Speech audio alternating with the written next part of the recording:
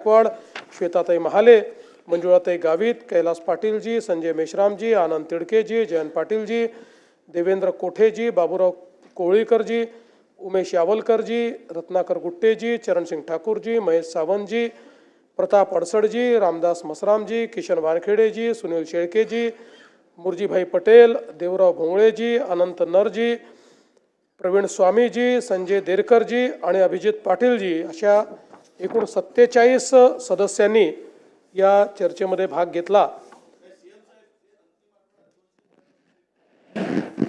तसं मी 293तल्या मॅक्झिमम गोष्टीची उत्तरं याच्यात येतातच आहे। काही सुटली तर फक्त मला असं वाटतं पाहू आपण। अच्छा, ती नावं त्यात टाकून घेऊ, काय अडचण नाही, हो ती करून घेऊ। अध्यक्ष महोदय, नवीन सरकार आल्यानंतर जवळपास आता 1 वर्षाचा कालावधी हा पूर्ण झालेला आहे आणि या 1 वर्षाच्या कालावधीमध्ये सरकारने जी काही आव्हानं आली त्या आव्हानांचा अतिशय समर्थपणे सामना केला आहे। आम्ही महायुतीतले 3ही नेते या शासनामध्ये एकत्रितपणे निर्णय करतो आणि झालेले निर्णय याची अंमलबजावणी करण्याचा प्रयत्न हा सातत्याने आपण करत असतो। नुकतीच नगरपालिकेची निवडणूक झाली, आता महापालिका, जिल्हा परिषदा अशा निवडणुका पुढच्या काळामध्ये होतील। अनेक वर्ष निवडणुका न झाल्यामुळे खरं म्हणजे स्थानिक स्तरावर काम करणारे जे कार्यकर्ते आहेत यांच्याही मनामध्ये एक दुःख होतं, पण आता या निवडणुका सुरू झाल्यामुळे आपली लोकशाही ही खालपर्यंत पोहोचवण्याकरता आणि लोकशाहीतलं जे शेवटचं जी संस्था आहे स्थानिक स्वराज्य संस्था त्याच्या निवडणुकीच्या माध्यमातून मला विश्वास आहे की पुढच्या काळामध्ये महाराष्ट्र अतिशय गतीने काम करणार आहे।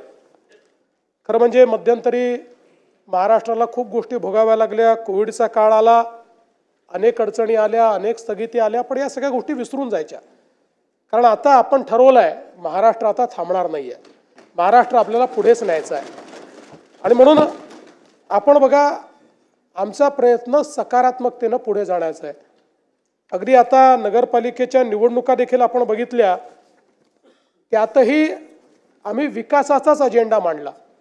आम्ही कुठेही कोणावर टीका केली नाही, कुठलाही राजकीय विवाद त्या ठिकाणी केला नाही, कारण आता 2035चा अमृत महोत्सवी महाराष्ट्र हा घडवण्याच्या दिशेनं आपल्याला वाटचाल करायची आहे आणि म्हणूनच याचं औचित्य साधून सभागृहातल्या दोन्ही बाजूच्या नेत्यांना माझी विनंती आहे की पुढचा काळ आपल्याकरता अत्यंत महत्त्वाचा आहे।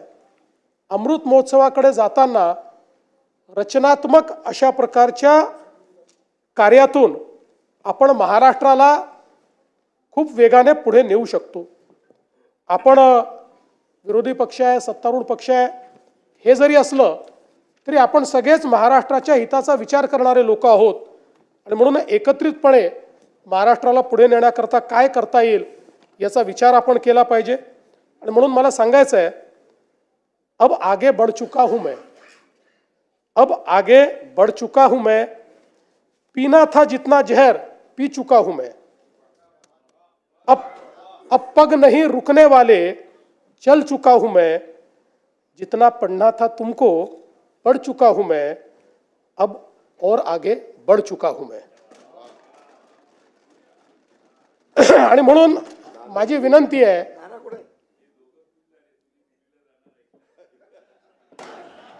आगे म्हणजे नागपूर पासून मुंबई पर्यंत समृद्धी हायवेने,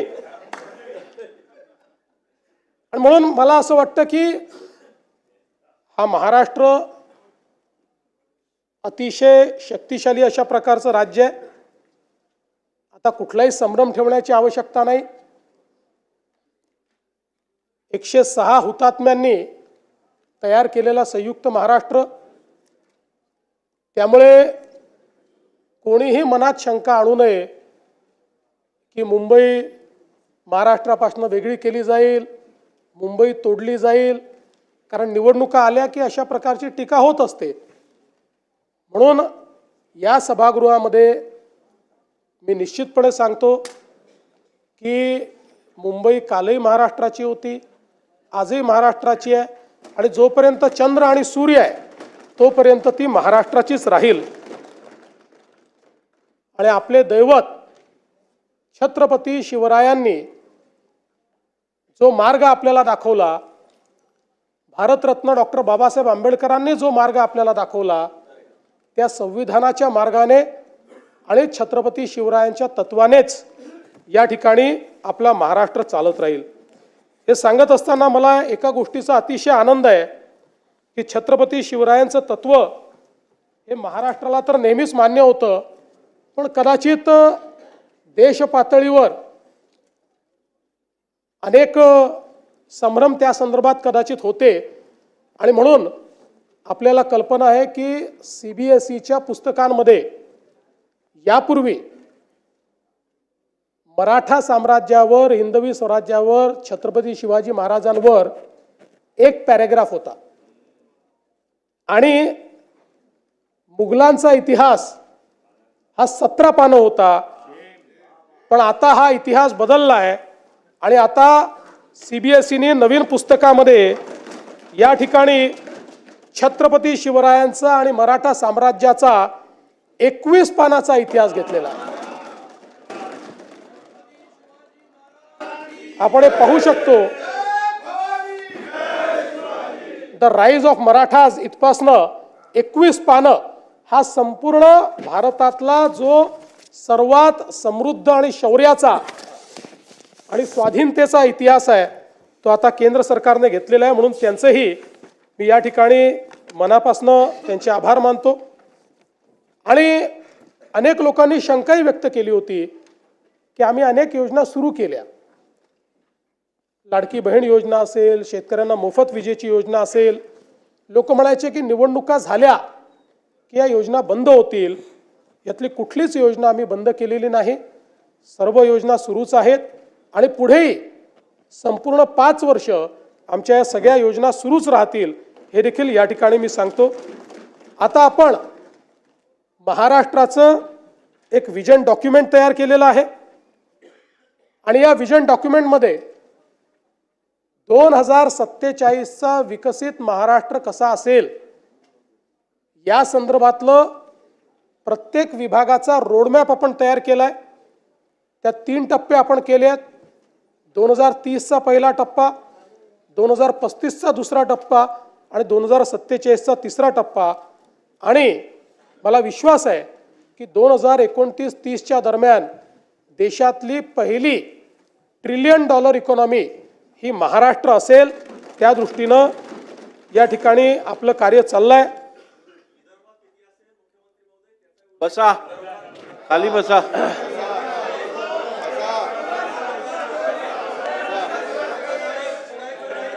असं आहे, 1 मिनिट, खाली बसा, खाली बसा.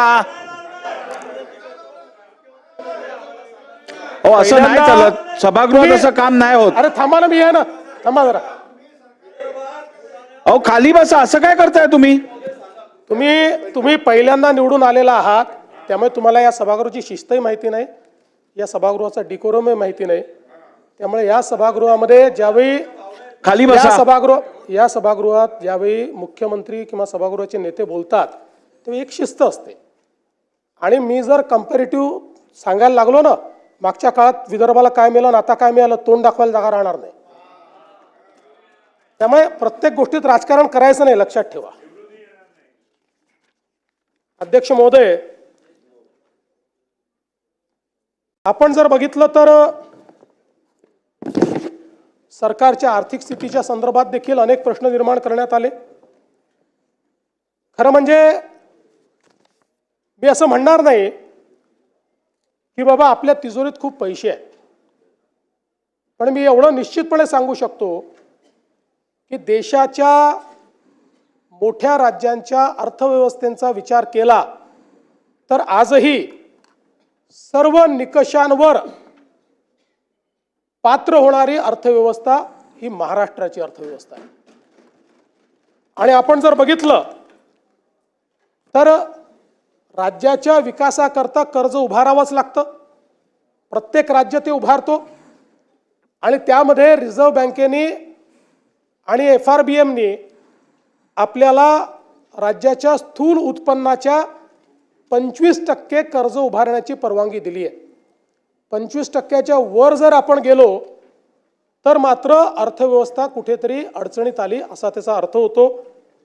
आपण 2025-26चे जे काही आपले अर्थसंकल्पीय अंदाज आहेत त्याचा आपण विचार केला आणि आत्तापर्यंत घेतलेल्या कर्जाचा विचार केला तर आपण एकूण स्थूल उत्पन्नाच्या 18.87% एवढंच त्या ठिकाणी कर्ज घेतलेलं आहे. 25%च्या मर्यादेपासून आपण पुष्कळ दूर आहोत.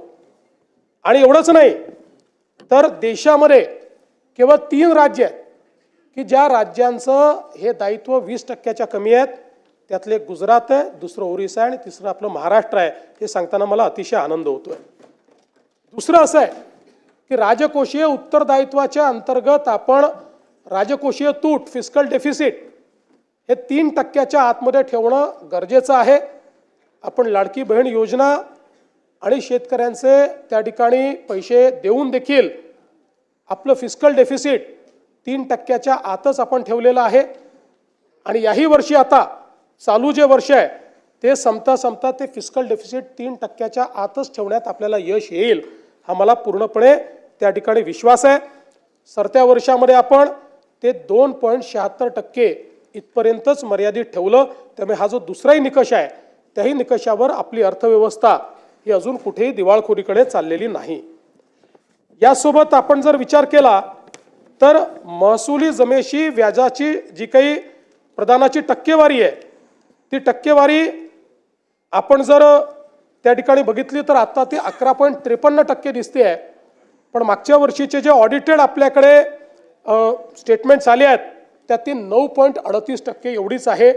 त्यामुळे याही निकषावर आपण निश्चितपणे कुठेही मागे पडलेलो नाही. आणि हे सगळं करत असताना कदाचित एक आपल्या मनात येऊ शकतं की राज्याने भांडवली गुंतवणूक कमी केली आहे का.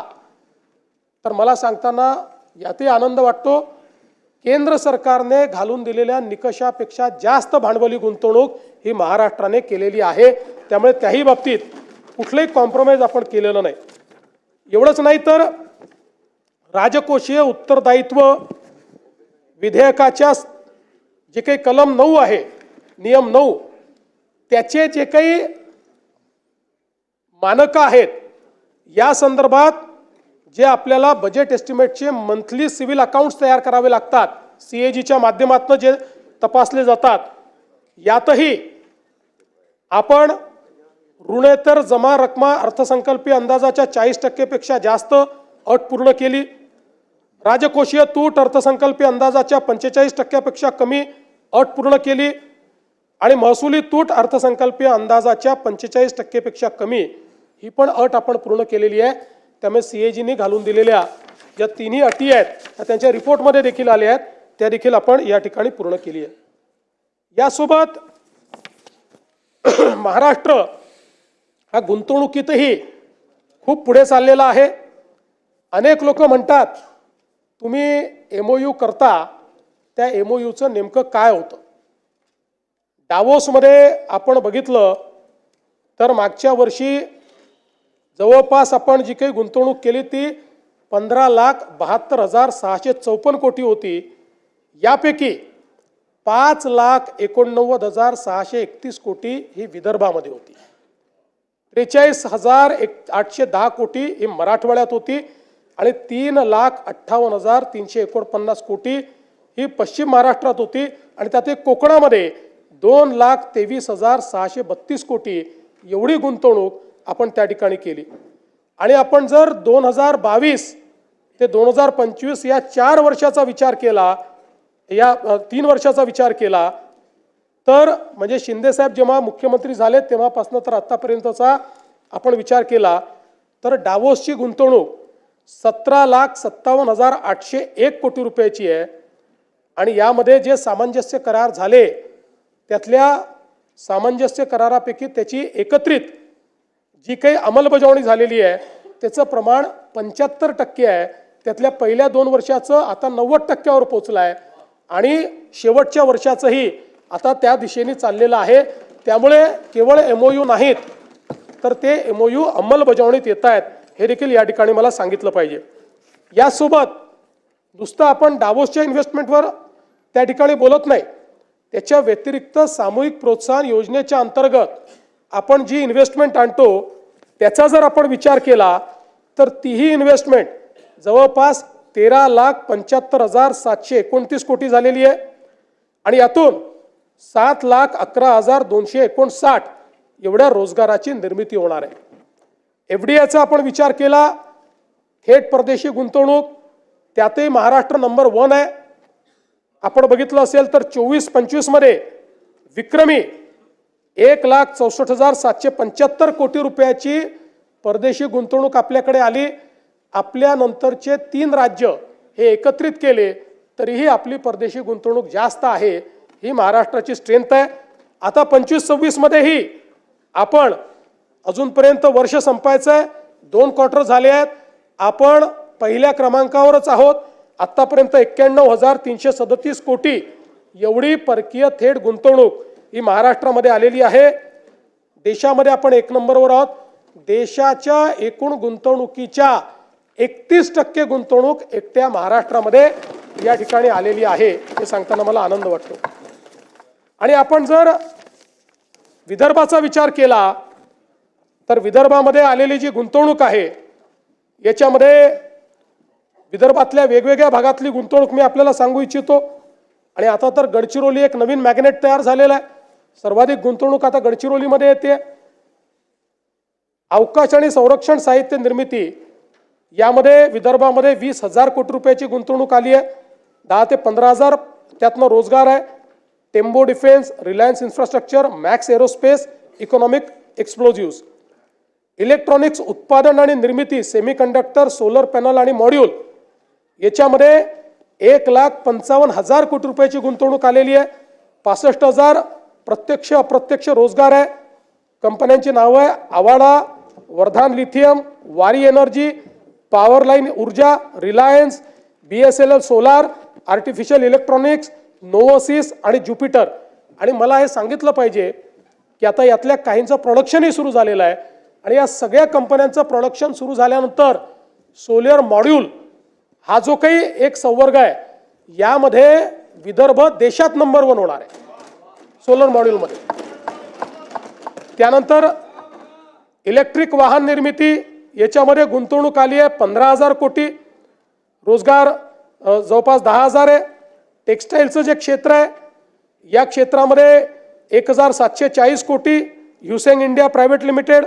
स्टील प्रकल्प जे आहे त्याच्यामध्ये जवळपास 2,10,000 कोटी रुपये, ज्यातनं प्रत्यक्ष अप्रत्यक्ष 1 लाखापेक्षा जास्त रोजगार तयार होईल. आणि याच्यामधली नावं देखील महत्त्वाची आहेत. JSW, ग्रेटा एनर्जी, वॉर्व iron, Rashmi, PS steel, Sufalam metal, Sufalam industry, Kirtisagar metallurgy, Sumedh steel, Lloyd metals, Icon Hariom, GR Krishna ferro, Surjagad Ispat, fine craft, गॅलंट इस्पात, राजुरी स्टील या कंपन्या आहेत. त्यानंतर कोल गॅसिफिकेशनमध्ये देशातली सगळ्यात मोठी इन्व्हेस्टमेंट ही विदर्भात आलेली आहे. जवळपास 70,000 कोटी रुपयाची इन्व्हेस्टमेंट आहे ज्याच्यामध्ये कोल गॅसिफिकेशन आणि डेरायव्हेटिव्ह देखील तयार होणार आहेत आणि 30,000 लोकांना या ठिकाणी त्यातनं रोजगार मिळणार आहे. मराठवाड्याचा जर आपण विचार केला तर मराठवाड्यामध्ये आपण DMIC सुरू केलं आणि त्यातनं आज देशाचं EV कॅपिटल म्हणून DMIC एकीकडे तयार होत आहे. त्यामध्ये इलेक्ट्रॉनिक उत्पादन निर्मिती, सेमीकंडक्टर, सोलर पॅनल आणि मॉड्यूल यामध्ये गुंतवणूक आलेली आहे 50,000 कोटी रुपयाची. जवळपास रोजगार 30,000चा त्याच्यामध्ये आहे. याच्यामध्ये LNK एनर्जी, गोदावरी, जुन्ना सोलर सिस्टीम, NPSPL, अथा ग्रुप, त्यासोबत JSW, नायडेक ग्लोबल यांनी इन्व्हेस्टमेंट केली आहे. आणि विशेषतः इलेक्ट्रिक वाहन निर्मिती यामध्ये आपल्याकडे संभाजीनगरला आणि मराठवाड्यामध्ये जी गुंतवणूक आली आहे ती 50,000 कोटी रुपयाची आलेली आहे. रोजगार जवळपास 40,000 त्यातनं तयार होणार आहे. आणि सगळ्यात महत्त्वाचं याच्यामध्ये टोयोटा असेल, स्कोडा असेल, एथर असेल आणि गोगोरो असेल, या अतिशय जगातल्या सगळ्यात मोठे जे ब्रँड्स आहेत ते आपल्या मराठवाड्यामध्ये आता या ठिकाणी आलेले आहेत. स्टील प्रकल्पामध्येही 5,000 कोटीची गुंतवणूक मराठवाड्यात आली आहे, ज्यामध्ये Bhagyalakshmi, rolling mills, meta rolls, Vasudha, Kalika steel, SRJ PTA आणि यासोबत कृषी क्षेत्रातही या ठिकाणी जवळपास 2,500 कोटी रुपयाची गुंतवणूक ही आलेली आहे, ज्याच्यामध्ये DDN, FCA, फायटोमॅक्स, येडेश्वरी, कीर्ती ऑइल अशा प्रकारचे वेगवेगळे जे उद्योग आहेत. मी जाणीवपूर्वक आत्ता विदर्भ आणि मराठवाड्यातली गुंतवणूक सांगितली आहे. इतर क्षेत्रातही महाराष्ट्रामध्ये अत्यंत चांगली गुंतवणूक येते. नाशिक असेल, कोकण असेल, सगळ्या भागामध्ये. पुणे तर पहिलेपासून आपलं इंडस्ट्रीचं मॅग्नेट आहे, पण आता पुण्याच्या पलीकडे साताऱ्याला, कोल्हापूरला देखील मोठ्या प्रमाणात मागणी येते आहे. हे देखील सांगताना मला अतिशय आनंद होतोय. मिहानमध्ये रोजगार आला नाही असं देखील काही लोकांनी त्या ठिकाणी सांगितलं. मला हे सांगितलं पाहिजे की मिहानमध्ये 31 कंपन्या कार्यरत आहेत, 22 नवीन कंपन्या सुरू होत आहेत आणि मिहान हे देशातलं एक असं सेंटर आता झालेलं आहे की IT च्या क्षेत्रातले जे बिग 6 आहेत ते सगळेच्या सगळे एका वेळी आपल्याला कुठल्याही मोठ्या शहरात त्यातले 2 दिसतील, 3 दिसतील, 4 दिसतील, 6च्या 6 आज त्या ठिकाणी मिहानमध्ये आहेत. आणि मिहानमध्ये आपल्याला या ठिकाणी अप्रत्यक्ष आणि प्रत्यक्ष जो रोजगार आहे हा आता 1,27,225 लोकांना प्राप्त झालेला आहे. त्यामुळे आणि आता विमानतळाचा विस्तार सुरू झालेला आहे. विमानतळाचा विस्तार पूर्ण झाल्यानंतर या ठिकाणी मोठ्या प्रमाणात जो काही बदल आहे तो होईल. आणि मग रोजगाराचं सांगत असताना हे देखील सांगितलं पाहिजे की महाराष्ट्रामध्ये आमचं महायुतीचं सरकार आल्यानंतर शिंदे साहेबांच्या नेतृत्वात आम्ही महाभरती हा उपक्रम सुरू केला होता. आणि आता या 3 वर्षामध्ये महाराष्ट्रामध्ये 1,20,000 सरकारी नोकऱ्या आपण दिलेल्या आहेत आणि पुढच्या 2 वर्षात तेवढ्याच अजून नोकऱ्या या महाराष्ट्रामध्ये आपण देण्याचा निर्णय केलेला आहे. एक प्रकारे महाराष्ट्राच्या इतिहासातली आतापर्यंतची सगळ्यात मोठी भरती ही या राज्यामध्ये करण्याचं काम आपण केलं आहे. शेतकऱ्यांच्या संदर्भात देखील या ठिकाणी विषय आला की तुम्ही अनाऊन्स केले, पैसे मिळाले नाहीत, पैसे दिले नाहीत. खरं म्हणजे आपल्याला कल्पना आहे या ठिकाणी आपण 32,000 कोटीचं पॅकेज जे घोषित केलं होतं, या 32,000 कोटीच्या पॅकेजमध्ये त्या ठिकाणी 10,000 कोटी हे इन्फ्रास्ट्रक्चरचे होते, 2,000 कोटी आपण नरेगातनं देणार होतो आणि बाकी सगळी थेट मदत होती.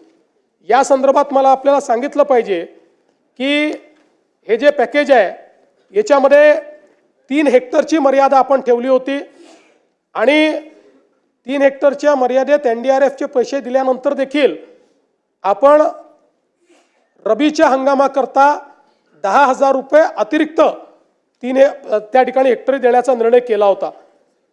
या संदर्भात पशुपालकांना देखील पशुधन हानीसाठी आपण पैसे द्यायचं कबूल केलं होतं, त्याचे सगळे पैसे आपण दिलेले आहेत. नरेगाच्या अंतर्गत जे आपण म्हटलं होतं त्याची काम चालू आहेत, त्याच्याकरता पूर्ण पैसा आपल्याकडे उपलब्ध आहे. अतिवृष्टीमुळे ज्या बुजलेल्या सिंचन विहिरी होत्या त्याच्या कामाकरता 30,000च्या मर्यादेपर्यंत आपण जे पैसे द्यायचे होते, 27,000 विहिरींच्या दुरुस्तीकरता ते 80 कोटी रुपये आपण उपलब्ध करून दिलेले आहेत. सार्वजनिक उपयुक्त सुविधा, विद्युत खांब, रस्ते, इमारती, लघु व मध्यम तलाव आणि दुरुस्ती पुनर्बांधणी या कामांना आपण पैसा उपलब्ध करून दिलेला आहे. आणि त्यातल्या काही कामांना आपण हे सांगितलं आहे की तुम्ही कामांची सुरुवात करा, आम्ही पुढच्या बजेटमध्ये किंवा त्याच्यामध्ये त्याच्याकरता निधी उपलब्ध करून देऊ. त्यामुळे तेही काम आपण झालं आहे. आणि सगळ्यात महत्त्वाचं की जे आपण शेती पिकाच्या नुकसानाकरता, शेतजमिनीच्या नुकसानाकरता जे पैसे दिले होते आणि बी बियाणाकरता जे पैसे दिले होते त्या संदर्भात 2 GR आपण काढले होते. एक पहिला GR आपण काढला होता 10,516 कोटीचा, दुसरा आपण त्या ठिकाणी GR काढला होता 9,611 कोटीचा.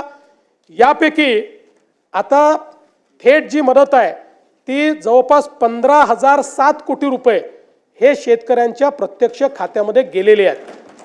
आणि आकड्यामध्ये सांगायचं झालं तर पिकाचे पैसे 92 लाख शेतकऱ्यांच्या खात्यामध्ये गेलेले आहेत.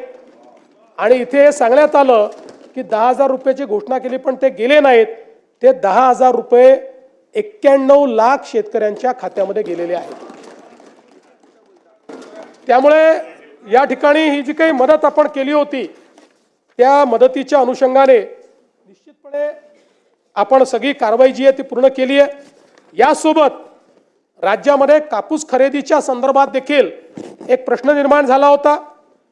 विशेषतः यावर्षी CCIने पहिल्यांदाच उत्पादकतेवर आधारित कापूस खरेदी करण्याचा निर्णय घेतला.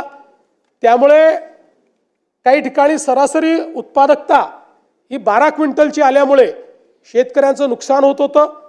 त्या संदर्भात आपण केंद्र सरकारलाही विनंती केली आणि केंद्र सरकारशी आपण त्या ठिकाणी चर्चा करून हा निर्णय केला की उत्पादकता पकडत असताना जी उत्पादकतेतली पहिली 3 जिल्हे आहेत त्या जिल्ह्याची जी सर्वाधिक उत्पादकता आहे त्याला सरासरी उत्पादकता पकडावी आणि त्या संदर्भातला निर्णय राज्य सरकारने घेतला. आणि आता 1277 किलो प्रति हेक्टर सरासरी उत्पादकतेच्या ऐवजी 2368 किलो प्रति हेक्टर अशा पद्धतीनं आपण निर्णय केलेला आहे. आणि आता ही जी खरेदी चाललेली आहे त्यामुळे कुठल्याही शेतकऱ्याचा कापूस जो आहे हा त्या ठिकाणी परत जाणार नाही अशा प्रकारची व्यवस्था ही आपण निश्चितपणे केली आहे. नानाजी देशमुख कृषी संजीवनी प्रकल्प टप्पा 2 याच्या कामाची सुरुवात झाली आहे. यावर्षी त्याकरता अर्थमंत्र्यांनी 351 कोटी रुपयाची तरतूद आपल्याला दिलेली आहे. आणि त्यातनं मोठ्या प्रमाणात विदर्भ आणि मराठवाडा या 2 विभागातल्या शेतकऱ्यांकरता ही कृषी संजीवनीची योजना एक प्रकारे गेम चेंजिंग योजनाच्या पहिल्या टप्प्यातली गावं ही आपल्याला तिथे झालेलं ट्रान्सफॉर्मेशन पाहायला मिळत आहे. आणि म्हणून आता हा दुसरा टप्पा चालू झालेला आहे. आणि यातनं 3000 गावांमध्ये शेतीशाळा घेऊन जवळपास 1300 गावात महिला शेतीशाळा घेण्यात आली. आणि जवळपास 1,44,000 जे वैयक्तिक शेतकऱ्यांनी अर्ज वेगवेगळ्या योजनांकरता दिले होते त्यालाही पूर्णपणे मान्यता ही देण्यात आलेली आहे. जवळपास 4,926 ग्रामपंचायतीमधल्या सरपंचांचं प्रशिक्षण करून आणि 6,332 कृषीताईंची निवड करून आपण 5,831 गावाचं सूक्ष्म नियोजन आराखड्याची प्रक्रिया पूर्ण केली आहे. आणि त्याला वर्ल्ड बँकेच्या माध्यमातून आपण या योजनेतनं पैसा देतोय. माननीय बाळासाहेब ठाकरे कृषी व्यवसाय व ग्रामीण परिवर्तन प्रकल्प स्मार्ट या स्मार्ट प्रकल्पामध्ये 10,000 गावांमध्ये आपण त्या ठिकाणी ॲग्री बिझनेस हा विषय हातामध्ये घेतलेला आहे. आणि त्यातनं त्या ठिकाणी जी काही कृषीची व्हॅल्यू चेन तयार करायची आहे मूल्य साखळी तयार करायची आहे त्याचा प्रयत्न आपण करतो. 7.5 लाख शेतकऱ्यांना याचा फायदा होणार आहे. आणि या अंतर्गत मायक्रो प्रोसेसिंग असेल, गोदाम असेल, प्रक्रिया उद्योग असेल, मिल्स असतील, अवजार बँक असतील.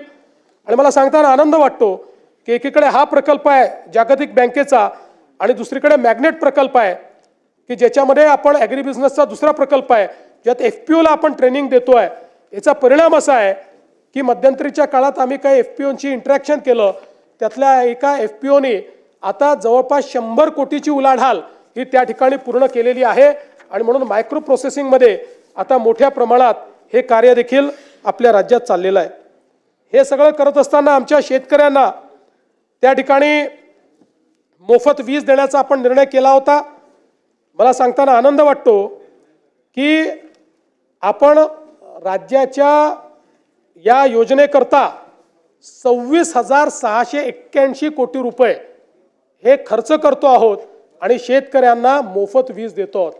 म्हणजे जे 26,000 कोटी रुपये हे कदाचित त्यातले सगळे नाही पण पोर्शन हा शेतकऱ्यांकडनं आपण घेतला असता आज त्यांना मोफत वीज मिळते आहे. आणि त्याकरता राज्य सरकारने पुढाकार घेतला आहे. यासोबत आपल्याला कल्पना आहे की देशातला नव्हे तर एशियातला सगळ्यात मोठा डिस्ट्रीब्युटेड अशा प्रकारचा सौर वीज पुरवठ्याचा कार्यक्रम आपण हातामध्ये घेतला. 16,000 मेगावॅट आपण ऊर्जा निर्मिती करतोय. महाराष्ट्र पहिलं राज्य आहे शेतकऱ्यांकरता वेगळी त्या ठिकाणी वीज पुरवठा कंपनी आपण तयार केलेली आहे. या कंपनीच्या अंतर्गत 16,000 मेगावॅट सौर ऊर्जा आपण निर्मित करतो आणि मला सांगताना आनंद वाटतो की याच्यामध्ये आत्तापर्यंत जवळपास 3,000 मेगावॅट तर पूर्ण झालेली आहे आणि वेगवेगळ्या स्टेजला असलेल्या ज्या काही आपल्या योजना आहेत त्याचा विचार केला तर यामध्ये या 16,000 मेगावॅटपैकी किमान 12 ते 13,000 मेगावॅट वीज ही आपण 2026च्या डिसेंबरपर्यंत त्या ठिकाणी तयार करू शकू. खरं तर पूर्ण 16,000 झाली असती पण मॉड्यूल्सच्या शॉर्टेजमुळे काही आपल्याला कालावधी त्या ठिकाणी लागतोय आणि जवळपास हे सगळे प्रकल्प जे आहेत यामुळे मोठ्या प्रमाणात फायदा होणार आहे. खरं तर यासोबत आपण जर बघितलं तर यातनं फायदा काय आहे? यातनं शेतकऱ्याला दिवसा वीज मिळणार आहे.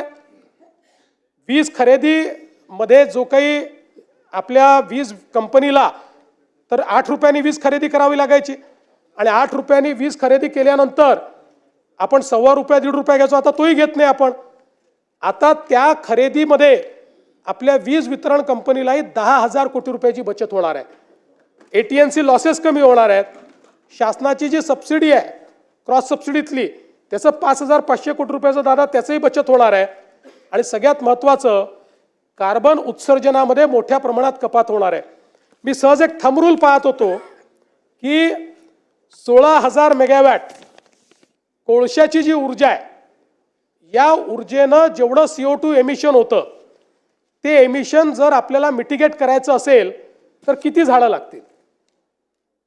ते जर आपल्याला करायचं असेल 250 कोटी झाडं लावावी लागतील.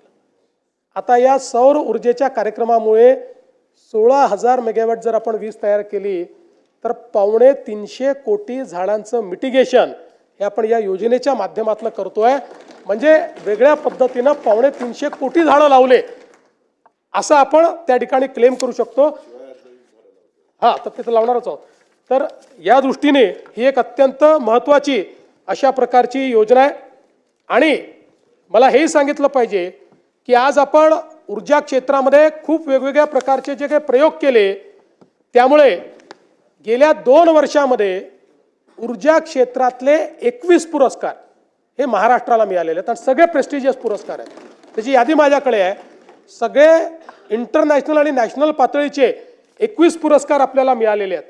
मला सांगताना आनंद वाटतो की स्वातंत्र्यापासून तर 2022 पर्यंत 75 वर्षामध्ये आपली कॉन्ट्रॅक्च्युअल कॅपॅसिटी ही 37,000 मेगावॅटची होती आणि गेल्या 2 वर्षामध्ये आपण ॲडिशनल कॉन्ट्रॅक्च्युअल कॅपॅसिटी तयार केली आहे 45,000 मेगावॅटची. त्यामुळे 2030 मध्ये कारण आपल्याला $1 ट्रिलियन इकॉनॉमी तयार करायची असेल वीज सगळ्यात महत्त्वाची आहे. आत्ता 2030 साली आपल्याकडे जी क्षमता असेल कॉन्ट्रॅक्च्युअल स्थापित क्षमता जास्त असेल आपल्याला आपण जी आपण विकत घेणार आहोत महाजेनकोकडनं असेल किंवा इतरकडनं असेल ती असणार आहे 82,000 मेगावॅट आणि या 82,000 मेगावॅटमध्ये 36,000 मेगावॅट ही हरित ऊर्जा असणार आहे. म्हणजे आपण 52% 2030 साली आपलं जे काही ऊर्जा आपली असेल ही त्या ठिकाणी हरित ऊर्जा असेल आणि हे सगळं करत असताना कॉन्ट्रॅक्च्युअल कॅपॅसिटीमध्ये सगळ्यात कमी दर देशामध्ये हा महाराष्ट्राला मिळाला आहे. कृषी सौर ऊर्जीकरण ₹3.07, युटिलिटी स्तराचे मोठे सौर प्रकल्प ₹2.70, सौर आणि पवन hybrid ₹3.60, pump storage ₹3.20, battery storage ₹2.19 आणि 1500 मेगावॅट प्रति तास राऊंड द क्लॉक ही मिक्स जी काही ऊर्जा असते ती ₹4.60.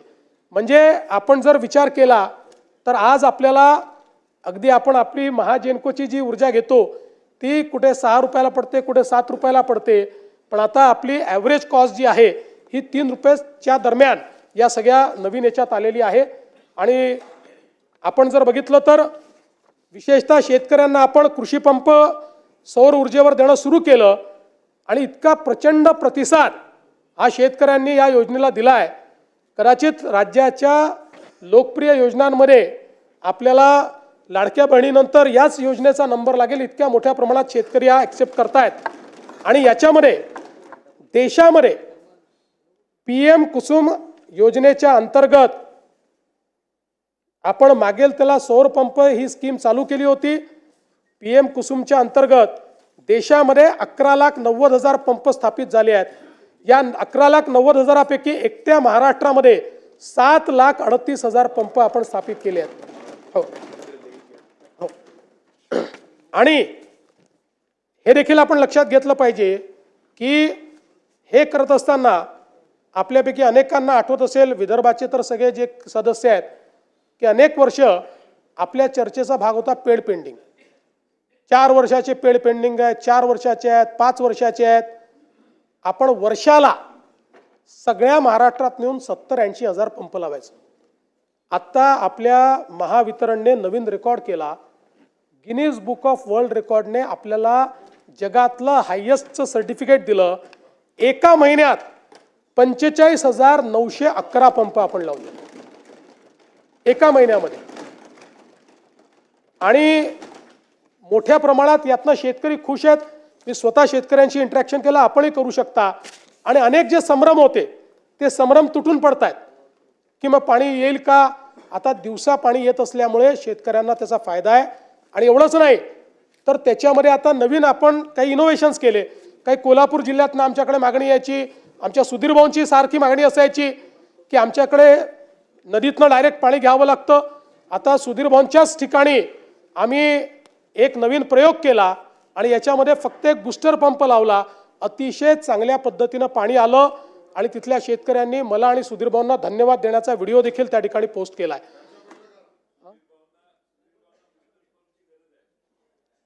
सुधीर भाऊ स्वतःच एक बूस्टर पंप आहे। अध्यक्ष महोदय, खरं म्हणजे अनेक गोष्टी या ठिकाणी सांगता येतील, पण एक महत्त्वाची गोष्ट मात्र मला या निमित्ताने सांगितली पाहिजे की महाराष्ट्र एक अजून नवीन रेकॉर्ड हा या ठिकाणी करतो आहे आणि तो म्हणजे पंप स्टोरेजच्या संदर्भात। आपल्याला माहिती आहे पंप स्टोरेज एक अशी योजना आहे की ज्याच्यामध्ये मोठ्या प्रमाणात आपण काम करून राहिलो आहोत। पंप स्टोरेजमुळे रिन्युएबल एनर्जी आपल्याला मिळते आणि पंप स्टोरेजचा दुसरा फायदा असा आहे की त्या माध्यमातनं आपण कधी ऑन आणि ऑफ करू शकतो। आपला जो कोळशाचा प्रोजेक्ट आहे हा आपल्याला त्या ठिकाणी ऑन ऑफ करता येत नाही, पण हा मात्र आपण लगेच ऑन आणि ऑफ करू शकतो। जगामध्ये अशी मान्यता आहे की जर ग्रीड स्टॅबिलाइज करायची असेल तर त्या ग्रीडमध्ये 25% हे पंप स्टोरेज आलं पाहिजे। आपल्या असं लक्षात आलं की महाराष्ट्र हा वेस्टर्न घाटमुळे एक असं राज्य आहे की ज्या ठिकाणी पंप स्टोरेजची खूप मोठी क्षमता आहे आणि त्यासोबत देशातले सर्वात जास्त मोठे प्रकल्प डॅम्स हे महाराष्ट्रात आहे। ते लिव्हरेज करून आपण एक नवीन पंप स्टोरेजची पॉलिसी आणली। मला सांगताना आनंद वाटतो की आपण महाराष्ट्राचीच ग्रीड नाही, देशाची ग्रीड स्टॅबिलाइज करण्याकरता यातनं आता आपण उत्पादन करणार आहे। आत्तापर्यंत महाराष्ट्रामध्ये 76,000 मेगावॅटचे पंप स्टोरेजचे आपण त्या ठिकाणी करार केलेले आहेत आणि हे सगळे करार वेगवेगळ्या स्टेजला आहेत। आपल्याला यातलं 5 ते 7,000 मेगावॅटच वीज लागणार आहे, ती आपण विकत घेण्याचा करार केला आहे, ते ॲडव्हान्स स्टेजमध्ये गेलेलं आहे। उर्वरित नॅशनल ग्रीडला आपण ते पॉवर देऊ आणि मी आपल्याला दाव्याने सांगतो की पुढच्या 6 महिन्यामध्ये 1,00,000 मेगावॅट पंप स्टोरेजचे आपले सगळे करार होतील। आणि देशामध्ये जसं गुजरात आणि राजस्थानने त्यांच्याकडे रेगिस्तान असल्यामुळे त्या ठिकाणी 50-50 हजार मेगावॅट 40,000 मेगावॅटचे सोलर केले, तसं 1,00,000 मेगावॅटचं आपण 24/7 चालू शकेल अशा पद्धतीचे हे या ठिकाणी करणार आहोत। आणि हे करत असताना आपण विजेचे दर देखील आता कमी केले आहेत, त्याची आता माहिती देऊन मी आपला अधिक वेळ घेत नाही, पण या संदर्भातही पुढचे 5 वर्ष गेले 15-20 वर्ष जवळपास आपले विजेचे दर हे दरवर्षी 9% वाढायचे, दरवर्षी 9%। आता पुढचे 5 वर्ष दरवर्षी 2% कमी होणार आहेत।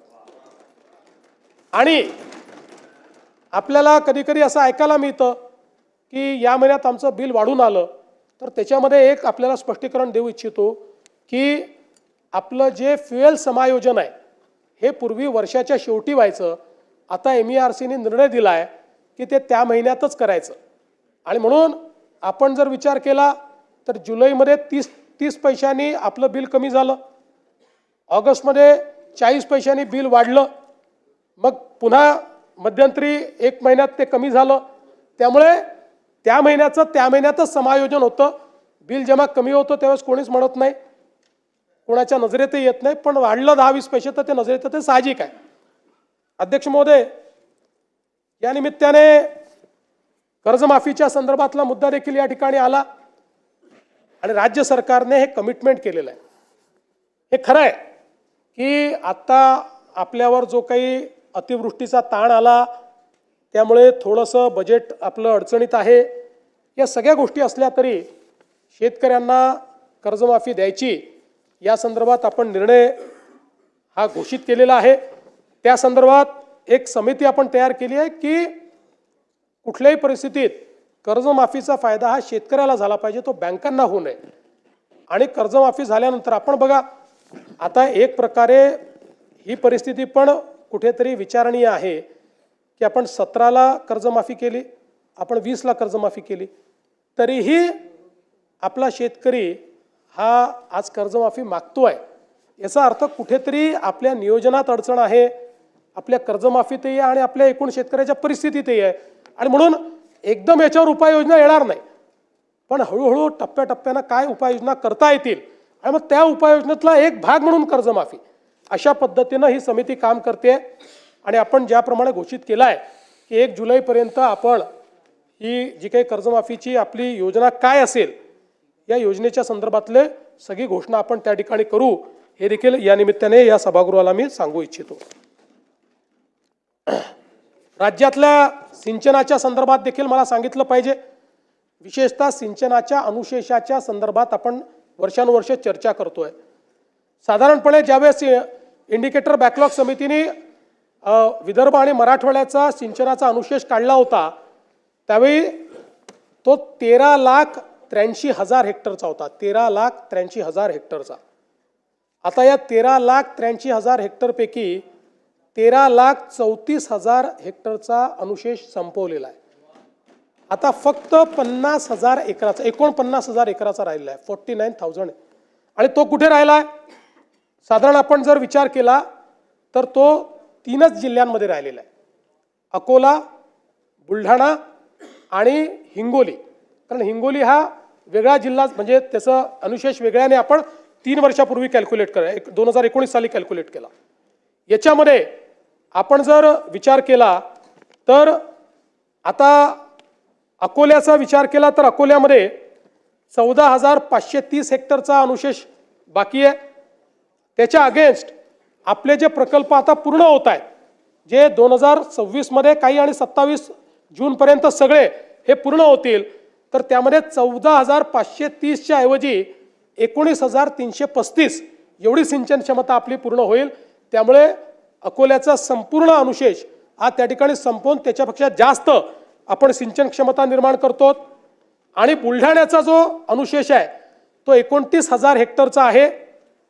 आपण त्याच्या अगेन्स्ट जे आता 4 प्रकल्पाची कामं घेतलेली आहेत त्याच्यामध्ये 29,000च्या अगेन्स्ट 1,68,000 हेक्टरची सिंचन क्षमता तयार करतो.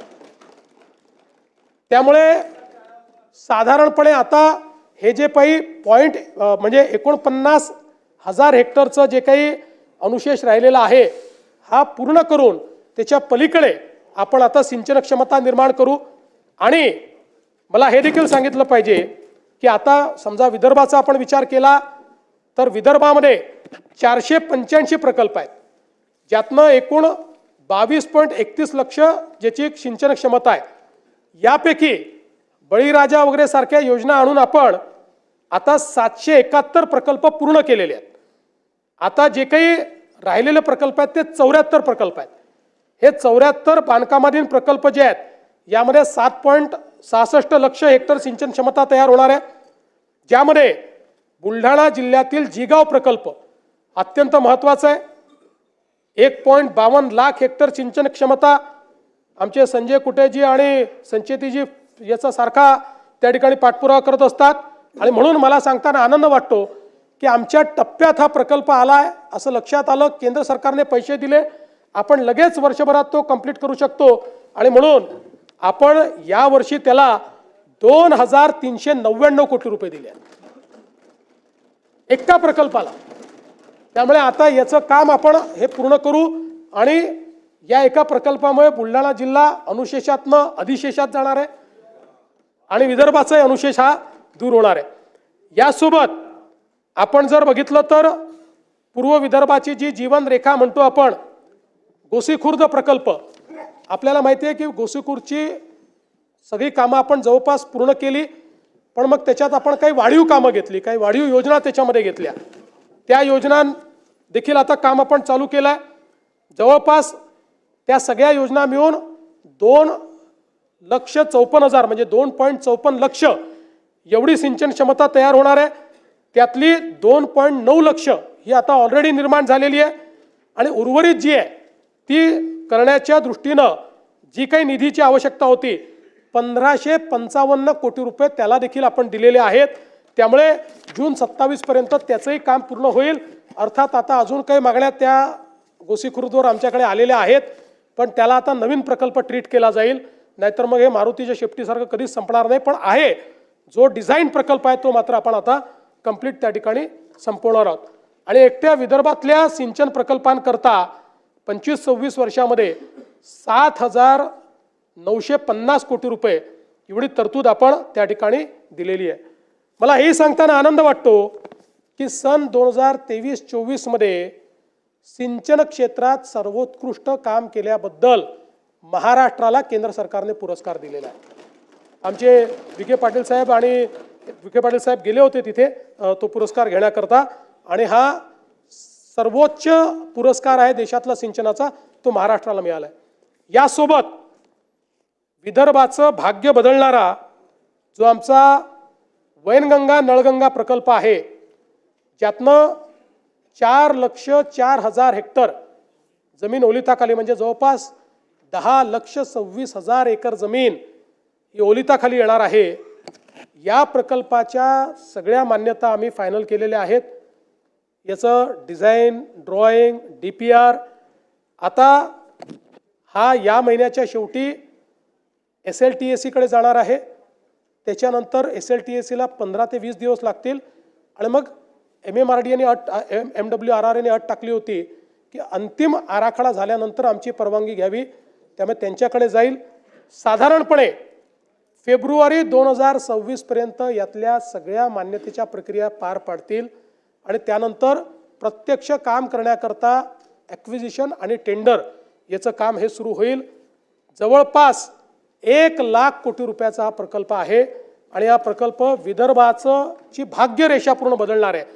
विदर्भातला जेवढा दुष्काळी भाग आहे त्या भागाला पूर्णपणे या ठिकाणी हिरवा करणारा अशा प्रकारचा प्रकल्प आहे.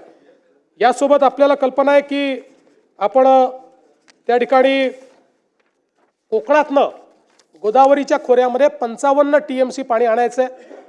त्या संदर्भात मराठवाड्यामध्ये पाणी वळवण्याच्या संदर्भात सविस्तर प्रकल्प अहवालाचं काम अंतिम टप्प्यात आहे आणि मार्च 26 पर्यंत ते काम पूर्ण होऊन त्यालाही MWRRA ची मान्यता आम्ही घेऊ आणि त्याच्यानंतर त्याचंही काम पूर्ण करू.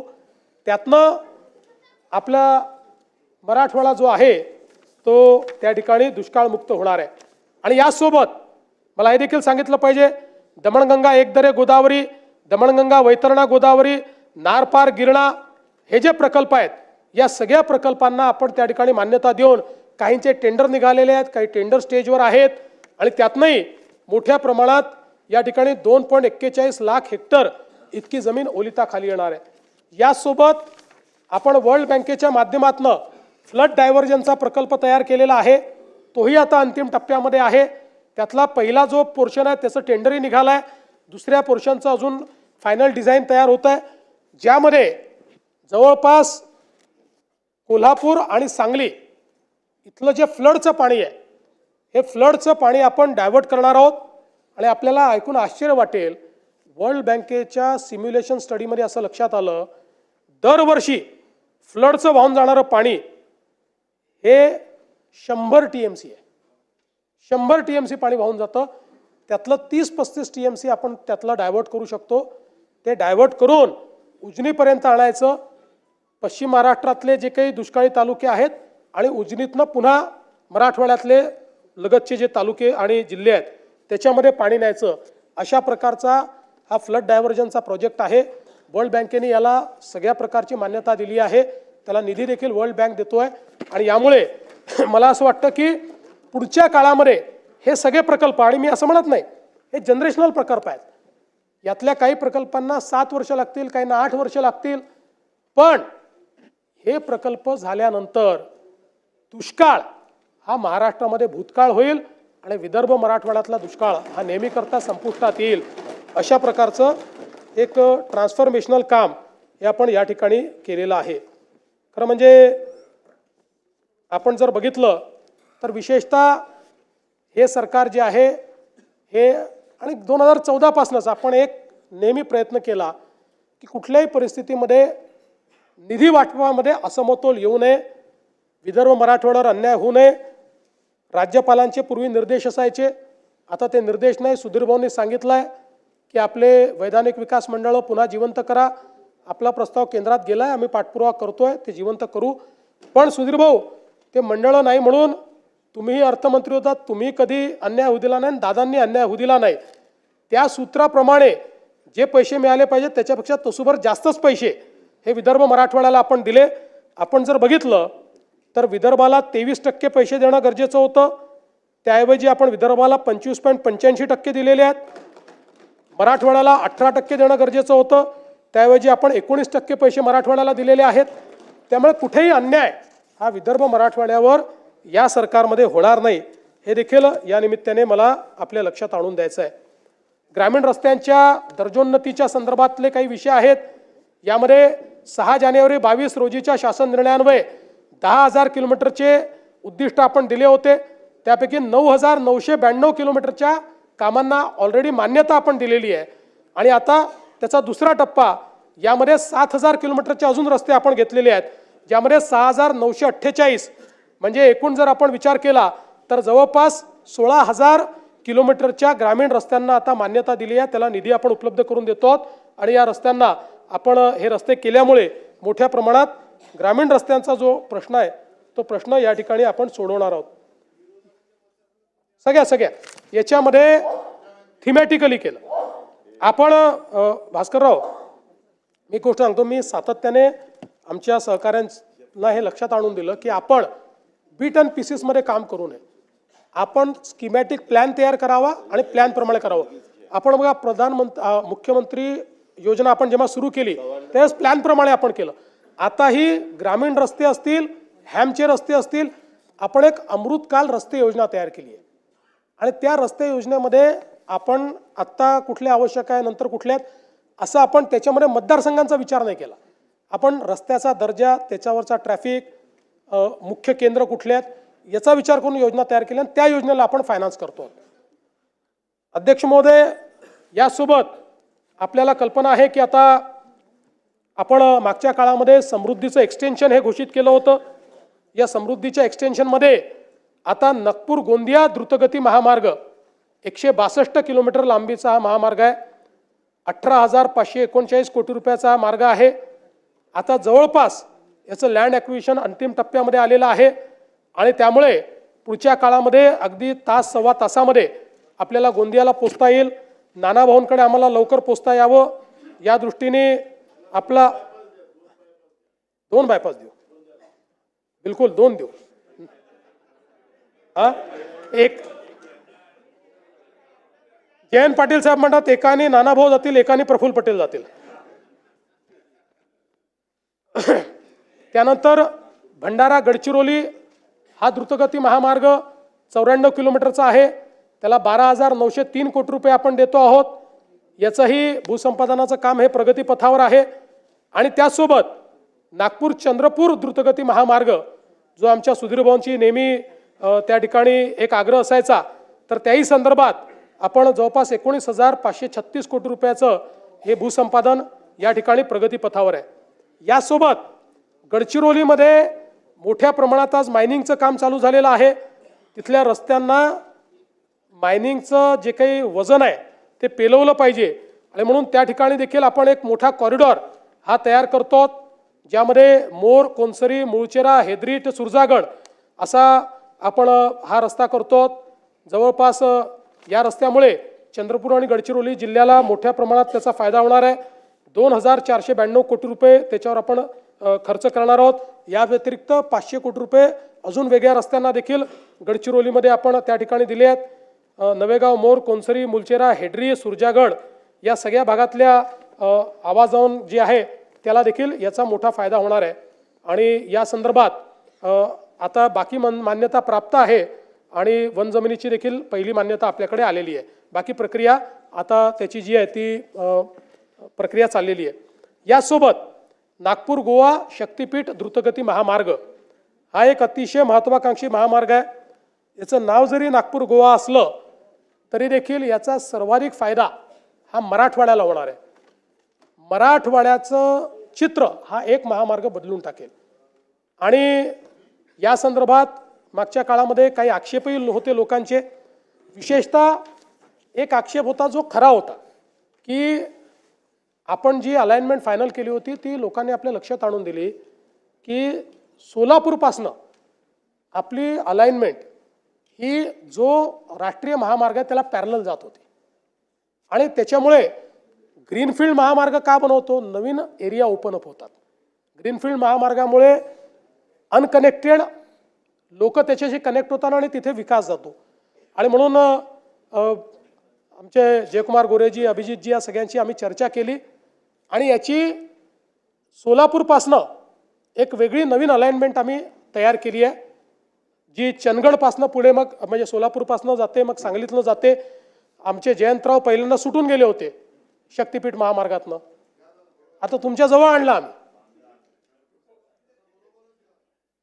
आणि मी तुम्हाला दाव्याने सांगतो की जयंतरावच मला पत्र देतील की हा करा. एवढा फायदा त्यांच्या मतदारसंघाला त्याचा होणार आहे. पंढरपूर जवळून आहे, एकदम पंढरपूर जवळून. त्यामुळे आता आधीचं तर आपलं जवळपास जॉईंट मेजरमेंटही झालेलं आहे, त्याचं ॲक्विजिशन आपण चालू करतोय. ही जी नवीन अलाइनमेंट आहे या नवीन अलाइनमेंटचं आता आपण त्या ठिकाणी आणि पलीकडे तर चंदगड वगैरे त्यांनी मोर्चाकडूनच आमच्याकडनं महामार्ग न्या म्हटलं, त्यामुळे तिथे काही अडचण नाही आहे. आणि आता सांगतो, ज्यांच्याकडनं आम्ही अलाइनमेंट काढली आता तेही लोक आमच्याकडे आलेले आहेत आणि ते म्हणतात आता काढू नका, तुम्ही इथनंच अलाइनमेंट ठेवा. पण त्यांना आम्ही सांगितलं की तुमच्या विरोधामुळे आम्ही काढलेली नाही, हा अधिक फिजिबल आम्हाला मार्ग मिळालेला आहे.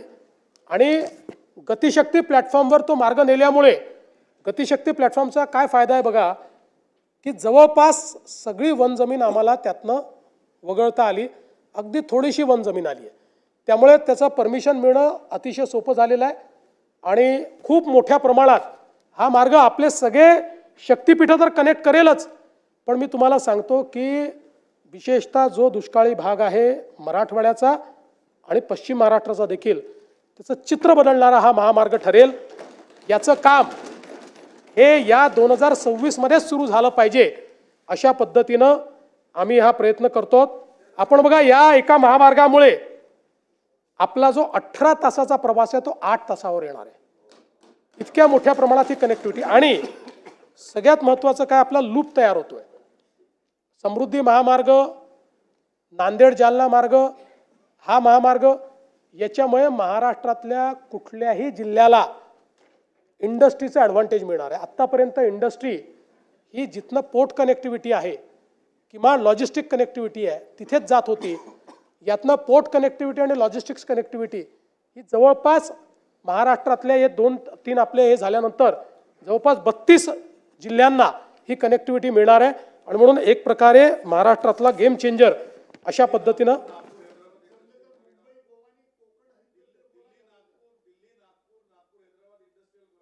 करणार आहे. तो केंद्राने अनाऊन्स केला तो. हो हो, मी जरा काय झालं, थोडा जास्त अभ्यास विदर्भ मराठवाड्याचा करून आलो ना.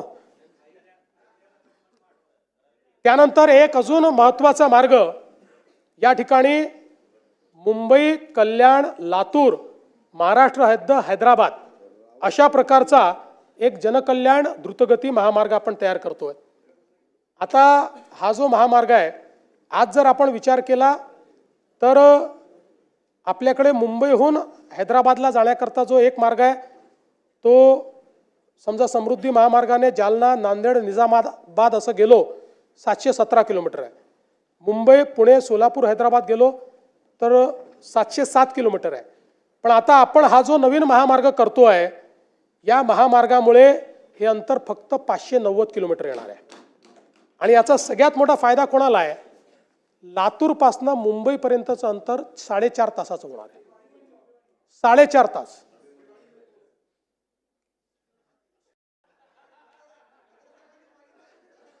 हो तुम्ही मागितला म्हणून तर मी दिलाय. माझीही सही करू शकतो ना. हे दिलेलं आहे त्यामुळे याची एकूण महाराष्ट्रातली लांबी 450 किलोमीटर आहे. कर्नाटकात 61 किलोमीटर आहे. तेलंगणात 79 किलोमीटर आहे. जवळपास 36,000 कोटी रुपयाचा हा महामार्ग आहे. या महामार्गामुळे ठाणे पुणे अहिल्यानगर बीड आणि लातूर असे 5 जिल्हे या ठिकाणी जोडले जातील. अंतर 130 किलोमीटरने कमी होईल आणि मुंबई ते लातूर प्रवास मी सांगितलं हा 4 तासावर येईल. सगळ्यात महत्त्वाचं काय की हा बदलापूरपाशी येतो. आता बदलापूरला आपण टनेल तयार केला आहे. त्या टनेलमधनं 15 मिनिटात आपण अटल सेतूवर पोहोचतो. त्यामुळे जो व्यक्ती लातूरून निघालेला आहे तो तिथे आल्यानंतर 15 मिनिटाला अटल सेतूवर येऊन अटल सेतूच्या माध्यमातून पुढच्या 20 मिनिटात मुंबईत येऊ शकेल. अशा प्रकारची ही कनेक्टिव्हिटी आहे. यातनं या सगळ्या जिल्ह्यांना वाढवण बंदर नवी मुंबई विमानतळ याचं देखील एक मोठी कनेक्टिव्हिटी मिळते आहे. आणि मला असं वाटतं की खूप मोठा फायदा या माध्यमातून निश्चितपणे होणार आहे. यासोबत गडचिरोलीमध्ये देखील आपण एक विमानतळ तयार करायचा निर्णय घेतला होता. त्याचं लँड ॲक्विजिशनचं काम आता आपण चालू करतो. मला सांगताना आनंद वाटतो की आपण केंद्र सरकारला त्याचा OLS सर्वे दिला होता. त्याला त्यांनी मान्यता दिलेली आहे. त्याची फिजिबिलिटी ही ॲसर्टन झाली आहे. आणि आपला प्रयत्न आहे की पुढच्या काळामध्ये Gadchiroli gateway to south India आपल्याला करायचं आहे. आणि गडचिरोलीला पूर्ण क्षमतेची धावपट्टी ही आपण त्या ठिकाणी तयार करणार आहोत. त्या संदर्भातली जागा आपल्याकडे तिथे उपलब्ध आहे. गडचिरोलीपासून 8व्या किलोमीटरवर शहरापासून हा एअरपोर्ट आपण महामार्गाच्या लगत त्या ठिकाणी तयार करणार आहोत. आणि नंतर चंद्रपूरपासून तिथे डेडिकेटेड रस्ता आणून सुधीर भाऊंना नागपूरच्या ऐवजी गडचिरोलीतनंच फ्लाईट मिळालं पाहिजे.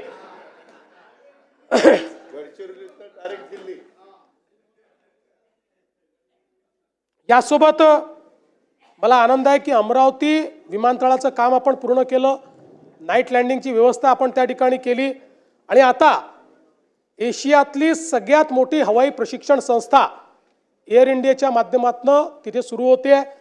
त्याचं काम आता जवळपास बांधकाम पूर्ण झालेलं आहे. पुढच्या 3-4 महिन्यात ते लोक त्याचं काम सुरू करतील. त्या संदर्भात 34 विमानं ते आणतायत तिथे. त्यातली 2 विमानं ऑलरेडी पोचलेली आहेत.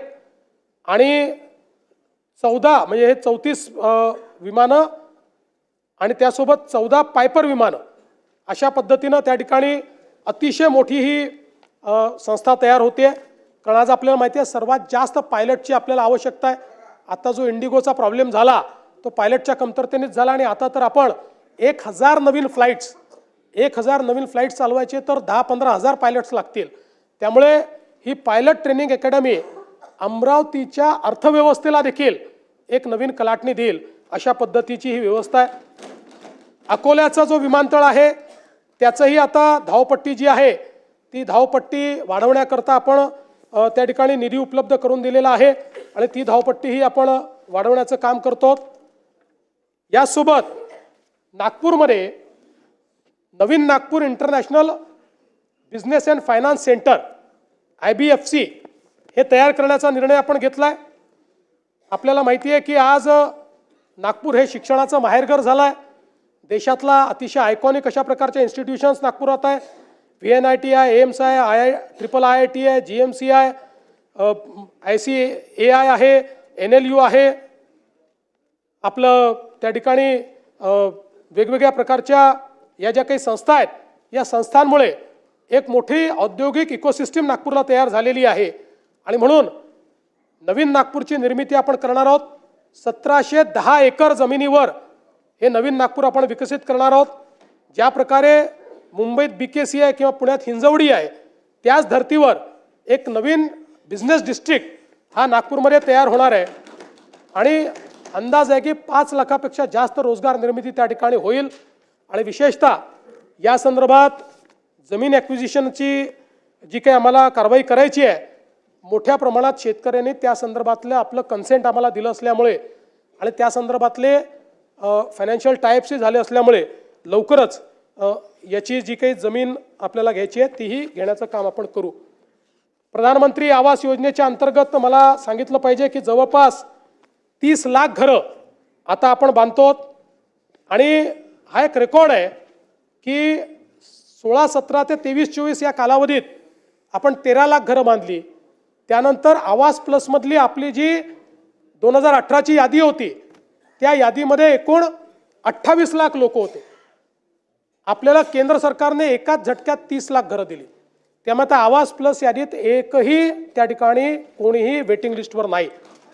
आणि त्यानंतर आपल्याला ही परवानगी दिली की आता तुम्ही नव्याने कोणाची जर तुम्हाला नोंदणी करायची असेल तर त्याकरता नोंदणीचं पोर्टल उघडलं आणि हे 30 लाख घरं, त्यातले 3 लाख पूर्णही झाली.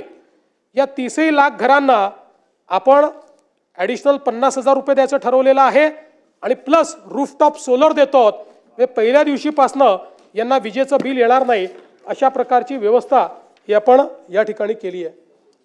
खरं म्हणजे झोपडपट्टी पुनर्वसनाशी संबंधित काही महत्त्वाचे मुद्दे आहेत, पण त्या संदर्भात माननीय उपमुख्यमंत्र्यांनी आपलं जे काही याचं उत्तर होतं लक्षवेधीचं त्या संदर्भातल्या घोषणा केल्या आहेत. त्यामुळे मी पुन्हा सांगून आपला या ठिकाणी वेळ घेणार नाही. जे काही आपण वेगवेगळे प्रस्ताव या ठिकाणी करतो आहोत, ज्यामध्ये BDD चाळ असेल, GTB नगर असेल, बांद्रा रिक्लेमेशन असेल, आदर्श नगर असेल, मोतीलाल नगर असेल, SVP नगर असेल, प्रत्येक ठिकाणी मोठ्या प्रमाणात पुनर्वसित लोक करून अधिकची आपण निर्मिती करतो आहोत. म्हाडाच्या 56 वसाहतीची योजना आपण केली आहे. त्या संदर्भात सेवा शुल्क आपण माफ केलेलं आहे. म्हाडा अभिन्यासातील भोगवटा प्रमाणपत्र प्रलंबित असलेल्या इमारतीकरता देखील आपण अभय योजना त्या ठिकाणी तयार केली आहे. स्वयं पुनर्विकासाचं अधिमूल्य हे देखील आपण त्या ठिकाणी कमी केलेलं आहे. अमीनबाई कमाटीपुराचा देखील आपण 33/9चा पुनर्विकासाचा प्रस्ताव त्या ठिकाणी टेंडर काढून आता त्यालाही आपण मान्यता दिलेली आहे. मुंबईतल्या जुन्या आणि मोडकळीस आलेल्या उपकर प्राप्त इमारतीच्या पुनर्विकासाचं नवीन धोरण आपण त्या ठिकाणी मांडलेलं आहे. स्वयं पुनर्विकासाच्या संदर्भात प्रवीण दरेकर यांच्या नेतृत्वात आपण एक कमिटी तयार केलेली आहे आणि अतिशय चांगल्या शिफारसी आल्यामुळे त्यालाही आपण चालना दिली आहे. जवळपास 1600 इमारती आता या स्वयं पुनर्विकास योजनेमध्ये त्या ठिकाणी पुनर्विकास करतायत. आपलं जे काही विशेषतः जलजीवन मिशन आहे, या जलजीवन मिशनचे कामं जे अर्धवट राहिलेले आहेत त्या संदर्भात मुद्दा या ठिकाणी उपस्थित होतो. आपल्याला कल्पना आहे की जवळपास 35,000 कोटी रुपये आपण याच्यावर खर्च केले आहेत. पण जे काही सुरुवातीच्या काळातल्या डिझाईनच्या चुका असतील किंवा बाकी गोष्टी असतील, आता अर्धवट कामं पूर्ण करण्याकरता या योजनेला 44,000 कोटी रुपये अजून लागणार आहेत. 44,000 कोटी, 44,000 कोटी, 44,000.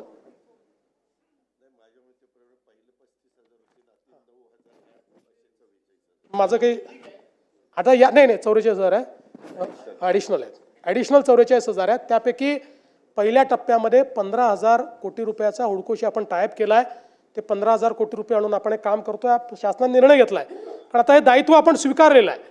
टप्प्याटप्प्याने आपल्याला पूर्ण केंद्र सरकार आता द्यायला आपण त्यांना प्रस्ताव पाठवला आहे, पण त्यांचं म्हणणं आहे की तुमची राज्याची एक प्रकारे चूक आहे. तुम्ही जेव्हा डिझाईन केली योजना त्यावेळी अनफॉर्च्युनेटली अनेक ठिकाणी आपल्याकडे याचं डिझाईन करताना अधिकाऱ्यांनी घर बसल्या डिझाईन केलं आणि त्यामुळे त्यातल्या अडचणी आल्या. पण आता नीट याच्या संदर्भात एजन्सीज लावून थर्ड पार्टीचं परीक्षण करून प्रत्येक ही जी योजना आहे त्याला पूर्ण करण्याकरता किती निधी लागणार आहे त्याची फेर प्रशासकीय मान्यता ही आपण करतो आणि फेर प्रशासकीय मान्यता करूनच त्याला आपण निधी देणार आहोत. 15,000 कोटी रुपये त्याकरता आपण उपलब्ध करून देतो. हो, ते तर आता काल अनाऊन्स केलं ना. यासोबत काही अजून विषय आहेत, आता त्या सगळ्या विषयांमध्ये मी जात नाही. मुख्य विषय आपला हो ते करणार ना. आपल्याला माहिती आहे की मुंबईमध्ये मेट्रोचं मोठं जाळं आपण तयार करतो. आतापर्यंत मुंबईमध्ये जी मेट्रोची लांबी कार्यरत आहे ती लांबी जवळपास 91 किलोमीटरची आहे. या 91 किलोमीटरच्या लांबीमध्ये रोज जवळपास 9,50,000 प्रवासी हे प्रवास करतायत. आणि आता पुढच्या 2 वर्षामध्ये या 91 किलोमीटरसोबत अजून 132 किलोमीटरची लांबी ही कार्यान्वित होईल. आम्ही निर्णय केला आहे की दरवर्षी 50 ते 60 किलोमीटर काम पूर्ण करायचं आणि त्यामुळे मोठ्या प्रमाणात मुंबईची कनेक्टिव्हिटी ही त्यातनं वाढणार आहे. पुण्यामध्ये 33 किलोमीटरचा मार्ग कार्यान्वित झाला आहे. त्यात 2.23 लाख प्रवासी सुविधेचा लाभ घेतात. आता ॲडिशनल त्या ठिकाणी 45 किलोमीटरचं काम प्रगतीपथावर आहे, ज्यातलं 27 किलोमीटर हे आपण पुढच्या 1.5 वर्षामध्ये पूर्ण करणार आहोत. नागपूरमध्ये 40 किलोमीटरचं काम पूर्ण झालं आहे. रोज जवळपास 1,10,000 प्रवासी त्याचा लाभ घेतात आणि अजून आपण 43 किलोमीटरचं काम आता हातामध्ये घेतलं आहे, जे पुढच्या 2 वर्षामध्ये आपण त्या ठिकाणी पूर्ण करू. यासोबत मुंबईमध्ये जी वेगवेगळी कामं आपण हातामध्ये घेतलेली आहेत, ज्यामध्ये आपल्याला कल्पना आहे की आपण आता ऑरेंज गेट टनेलचं काम चालू केलेलं आहे, ज्यातनं आपण भुयारी मार्ग करतो. आपण जो कोस्टल रोड आहे त्याचा नॉर्थ कोस्टल रोड करतो. आता आपण बांद्र्याहून वर्सोवाला पोचू. वर्सोव्यापासनं दहिसर आणि दहिसरपासनं भाईंदर अशा प्रकारचा आपण रस्ता आता केलेला आहे. आणि त्यासोबत आपण भाईंदरच्या उत्तनपासनं विरारपर्यंत हा देखील एक समुद्री मार्ग यालाही मान्यता दिलेली आहे आणि त्यालाही पुढच्या काळामध्ये आपण करणार आहोत. यासोबत वेगवेगळे जे टनेल्स आहेत ते देखील आपल्याला या ठिकाणी माहिती आहेत की ज्यातनं आपण मोठ्या प्रमाणात काम चालू केलेलं आहे. ठाणे ते बोरीवली भुयारी मार्ग, गोरेगाव ते मुलुंड लिंक रोड, उल्वे सागरी किनारा मार्ग, अटल सेतू इंटरचेंज आणि त्यासोबत आपल्याला माहिती आहे की मिसिंग लिंक जी आहे त्याचंही काम आता आपण पूर्ण करतो आहोत. पुण्याचा चक्राकार मार्ग आहे, त्याचंही काम आपण आता हातामध्ये घेतलेलं आहे. या माध्यमातून मोठ्या प्रमाणात पुणे आणि मुंबई या महानगरांमध्येही आपण काम करणार आहोत. अध्यक्ष महोदय, यासोबतच या आपल्या प्रस्तावामध्ये गृह विभागाच्या संदर्भात देखील अनेक बाबी मांडण्यात आल्या आणि त्याही संदर्भात खरं म्हणजे गृह विभागाची चर्चा आपण नेहमीच घेतो, कारण हा सगळ्यात सेन्सिटिव्ह विभाग आहे आणि राज्यामध्ये एखादी घटना झाली तर त्याचे पडसाद हे या सभागृहात उमटणं हे अतिशय साहजिक आहे. ते प्रतिबिंब निश्चितपणे उघडत असतं. आपण जर बघितलं तर क्राईम इन इंडियाच्या रेकॉर्डप्रमाणे आपण प्रति लाख लोकसंख्येचा विचार केला तर गुन्ह्यांमध्ये क्राईम रेटमध्ये महाराष्ट्र 8व्या क्रमांकावर आहे. पण यामध्ये आपण जर बघितलं तर ऑक्टोबर 24च्या तुलनेत ऑक्टोबर 25 पर्यंतचं जर आपण स्टॅटिस्टिक्स बघितलं, आता मी नेहमी म्हणतो की आकडेवारी खरं म्हणजे याचं काही समर्थन होत नाही, पण आकडेवारीने समजतं म्हणून ते सांगावं लागतं. तर आपण जर बघितलं तर ऑक्टोबर 24च्या तुलनेत ऑक्टोबर 25 पर्यंत गुन्ह्यांमध्ये जवळपास 7,711 गुन्ह्यांची घट आहे, म्हणजे जवळपास 2.5% ती घट आहे. आणि याच्यामध्ये गत वर्षीपेक्षा खून, दरोडा, जबरी चोरी, घरफोडी त्यानंतर या गुन्ह्यांमध्ये लक्षणीय वाढ झाली आहे. मात्र बलात्कार हा जो गुन्हा आहे त्याच्यामध्ये 375नी वाढ झालेली आहे.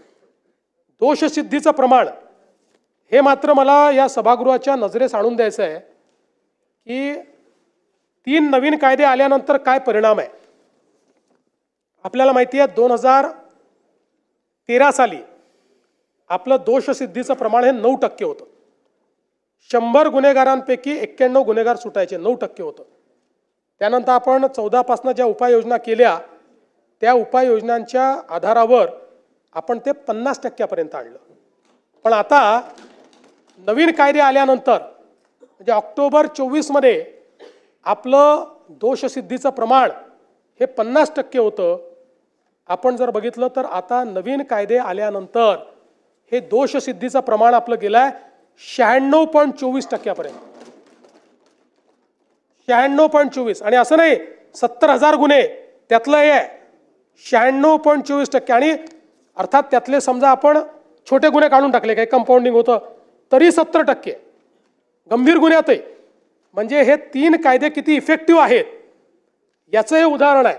कारण या कायद्याने सगळ्यात महत्त्वाचं काय केलं भास्करराव, या कायद्यात तरतूद अशी केली की जो आरोपी पक्ष आहे हा 2पेक्षा जास्त तारखा मागूच शकणार नाही, हा नियम केला आहे. 2पेक्षा जास्त तारखा त्यांनी मागितल्या तर ऑब्जेक्शन आपल्याला घेता येतं आणि त्याच्याकडे सबळ रिझन आहे का हे ॲसर्टन झालं तरच त्याची कारणं नोंदवून त्याला पुढची तारीख जज देऊ शकतो. त्यामुळे कुठलाही जज अशा प्रकारे तारीख देत नाही आणि म्हणून वेगही वाढला आहे आणि दोषसिद्धीचं प्रमाण जे आहे हे देखील जवळपास 96.24% आलेलं आहे. त्याबरोबर आपण डायल 112 जी यंत्रणा केली आहे त्यात कॉल प्रतिसाद जो आहे तोही 15 मिनटं आधी आपला प्रतिसाद होता तो आता 7.37 मिनिटापर्यंत खाली आलेला आहे. त्यामुळे त्यातही लवकर आपण प्रतिसाद देतो. विशेषतः सगळी चर्चा महिला आणि बालकांवरील अत्याचाराच्या संदर्भात होते आणि ते योग्यही आहे. आपल्याला माहिती आहे की 2013 नंतर जेव्हा आपण सगळ्या डेफिनेशन बदलल्या आणि डेफिनेशन बदलून फ्री रजिस्ट्रेशन ऑफ कंप्लेंट हा विषय हाती घेतला त्यावेळी म्हणजे निर्भयाच्या कांडानंतर, त्यानंतर सगळ्या देशामध्ये सगळ्या राज्यांमध्ये महिलांच्या गुन्ह्यांच्या रजिस्ट्रेशनमध्ये मोठ्या प्रमाणात वाढ झाली आहे. आणि ही जी वाढ आहे, एकीकडे वाढ होते याचं आपल्याला निश्चितपणे त्याचं दुःख आहे, पण त्यातले समाधान आहे की यापूर्वीही गुन्हे घडत होते पण त्या गुन्ह्यांमध्ये ते गुन्हे रजिस्टर करणं यामध्ये एक समाजाचं प्रेशर असायचं. कारण आपण पुढे मी तुम्हाला दाखवतो 99% हे गुन्हे हे जवळच्या लोकांकडनं घडलेले असतात आणि म्हणून समाजाचं प्रेशर असायचं. आज महिला समोर येत आहेत, आज वेगवेगळ्या कमिट्या आपण तयार केल्या, कुठे विशाखा कमिटी आहे, कुठे अजून निर्भया कमिटी आहे. यामुळे मोठ्या प्रमाणात या गुन्ह्यांची नोंद आता महिला पुढे येऊन करतायत. समाजही त्यांच्या पाठीशी उभा राहतोय. आता तू करू नको, समाज काय म्हणेल अशा प्रकारची अवस्था त्या ठिकाणी नाही.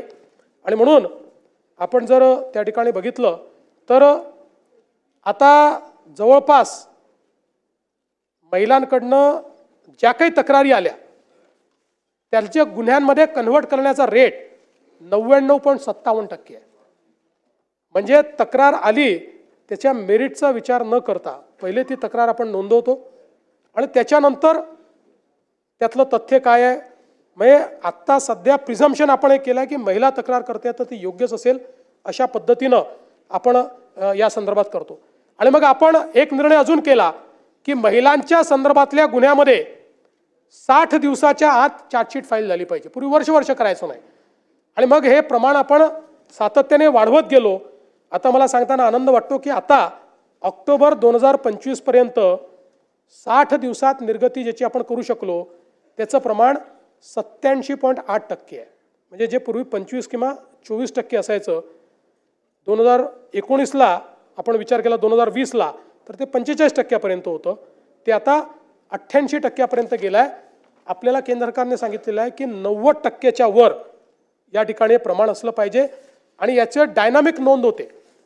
TISSO इन्व्हेस्टिगेशन ट्रॅकिंग सिस्टीम आहे फॉर सेक्शुअल ऑफेन्सेस, त्याच्यावर याचं ट्रॅकिंग होतं. त्यामुळे प्रत्येक राज्याची लिस्टच असते कुठल्या राज्यामध्ये किती गुन्हे वेळेत त्याची चार्जशीट झाली.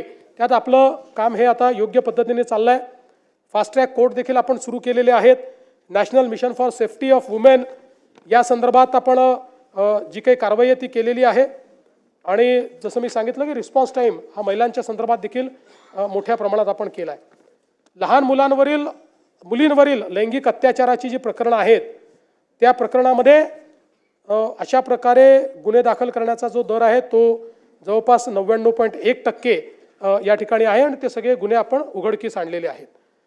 आपण आता ऑपरेशन मुस्कानच्या माध्यमातून 2015 ते 2024 13 ऑपरेशन मुस्कान केले आणि 41,193 लहान मुलं आणि मुली यांचा शोध घेऊन त्यांना त्यांच्या घरी नेला आहे. आणि सगळ्यात महत्त्वाचं काय आहे तर याच्यामध्ये जवळपास 20,000 मुलं आणि 8,000 मुली ज्या आपण शोधून घरी पोचवल्या त्या आपल्या रेकॉर्डवरच नव्हत्या.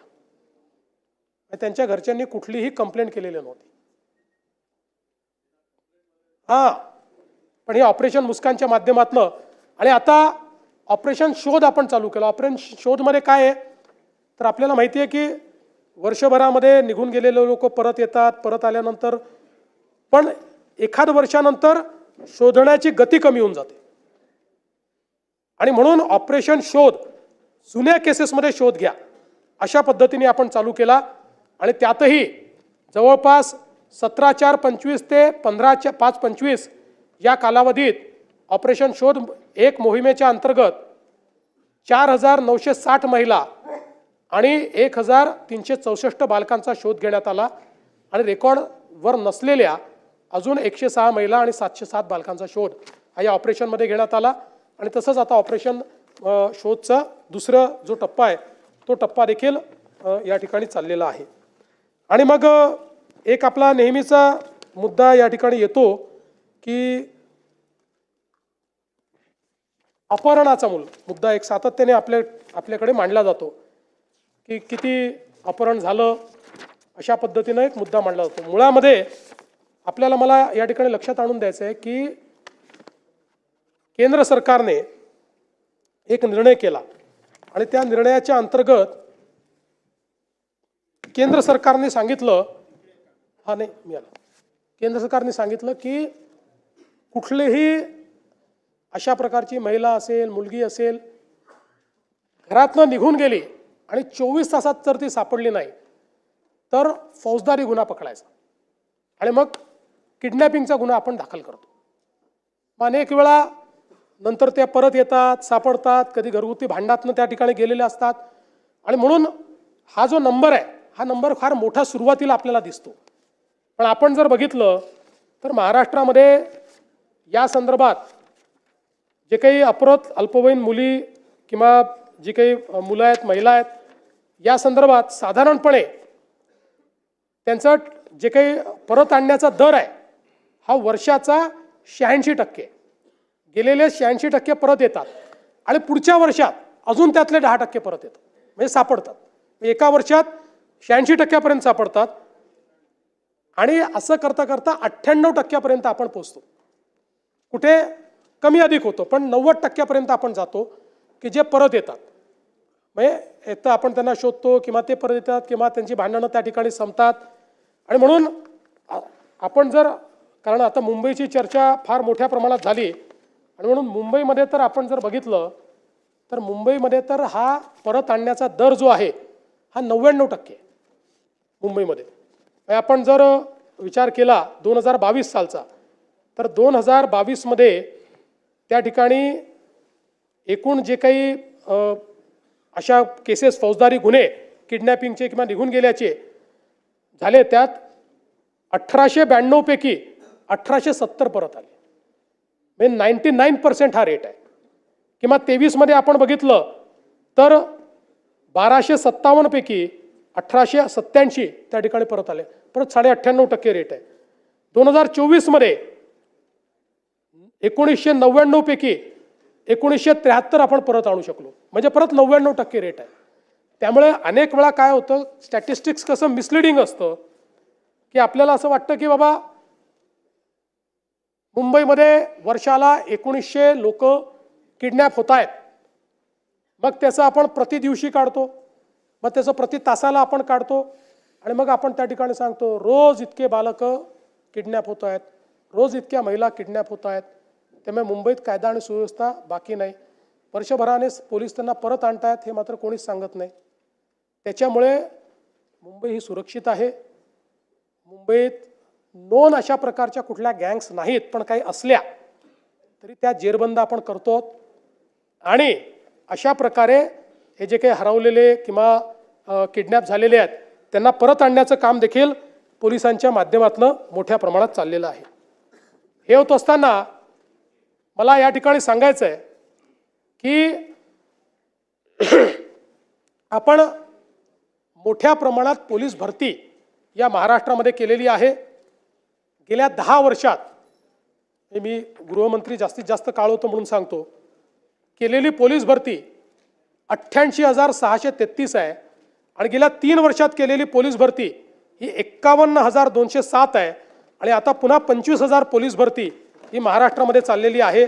त्यामुळे एक प्रकारचा पोलीस भरतीचा रेकॉर्ड हा महाराष्ट्रामध्ये आपण त्या ठिकाणी तयार केलेला आहे. प्रतिबंधात्मक कारवाई मोठ्या प्रमाणात आपण वाढवली आहे, त्याची आता आकडेवारी देऊन आपल्याला मी सांगणार नाही. नवीन फौजदारी कायद्यांच्या संदर्भातही मी आपल्याला सांगितलं आहे, उशीर झाल्यामुळे त्याही संदर्भात आपला जास्त वेळ मी घेत नाही. पण अनेक वेळा आपल्या चर्चेमध्ये नेहमीच नागपूरचं नाव आल्याशिवाय आपल्याला चर्चेला काही तडका येत नाही, सावजी होत नाही तो. त्यामुळे मी आपल्याला सांगू इच्छितो की नागपूर शहरामध्ये ऑक्टोबर 2024च्या तुलनेत ऑक्टोबर 2025मध्ये एकूण 901 गुन्हे कमी झाले आहेत. गुणात्मक बदल आहे. आणि यामध्ये हा बावनकुळेंचीच आहे, तेच लक्ष देत, मी देतच नाही. मी मुंबईत असतो, ते नागपुरात ते असतात. याच्यातही प्रमुख शीर्षक जे आहेत, खून, खुनाचा प्रयत्न, दुखापत, बलात्कार, चोरी, जबरी चोरी, दरोडा, या प्रत्येक शीर्षामध्ये गुन्हे कमी झालेले आहेत, नागपुरात गुन्हे वाढलेले नाहीत. आणि मग काय काय कारवाई केली आहे ते आता सांगून आपला वेळ घेत नाही. भरपूर कारवाई झालेली आहे, त्यामुळे त्या संदर्भात जास्त वेळ घेत नाही. यासोबत खरं म्हणजे सायबर गुन्ह्यांच्या संदर्भात देखील आपल्याकडे एक महत्त्वाचं सगळ्या चर्चा येतात. आता खूप चांगल्या पद्धतीनं आपण सायबर गुन्ह्यांमध्ये महासायबर अशा पद्धतीनं आपलं एक नेटवर्क तयार केलेलं आहे. हे जे आपलं हेडक्वार्टर आहे महासायबर, हे देशातलं सगळ्यात आधुनिक हेडक्वार्टर आहे.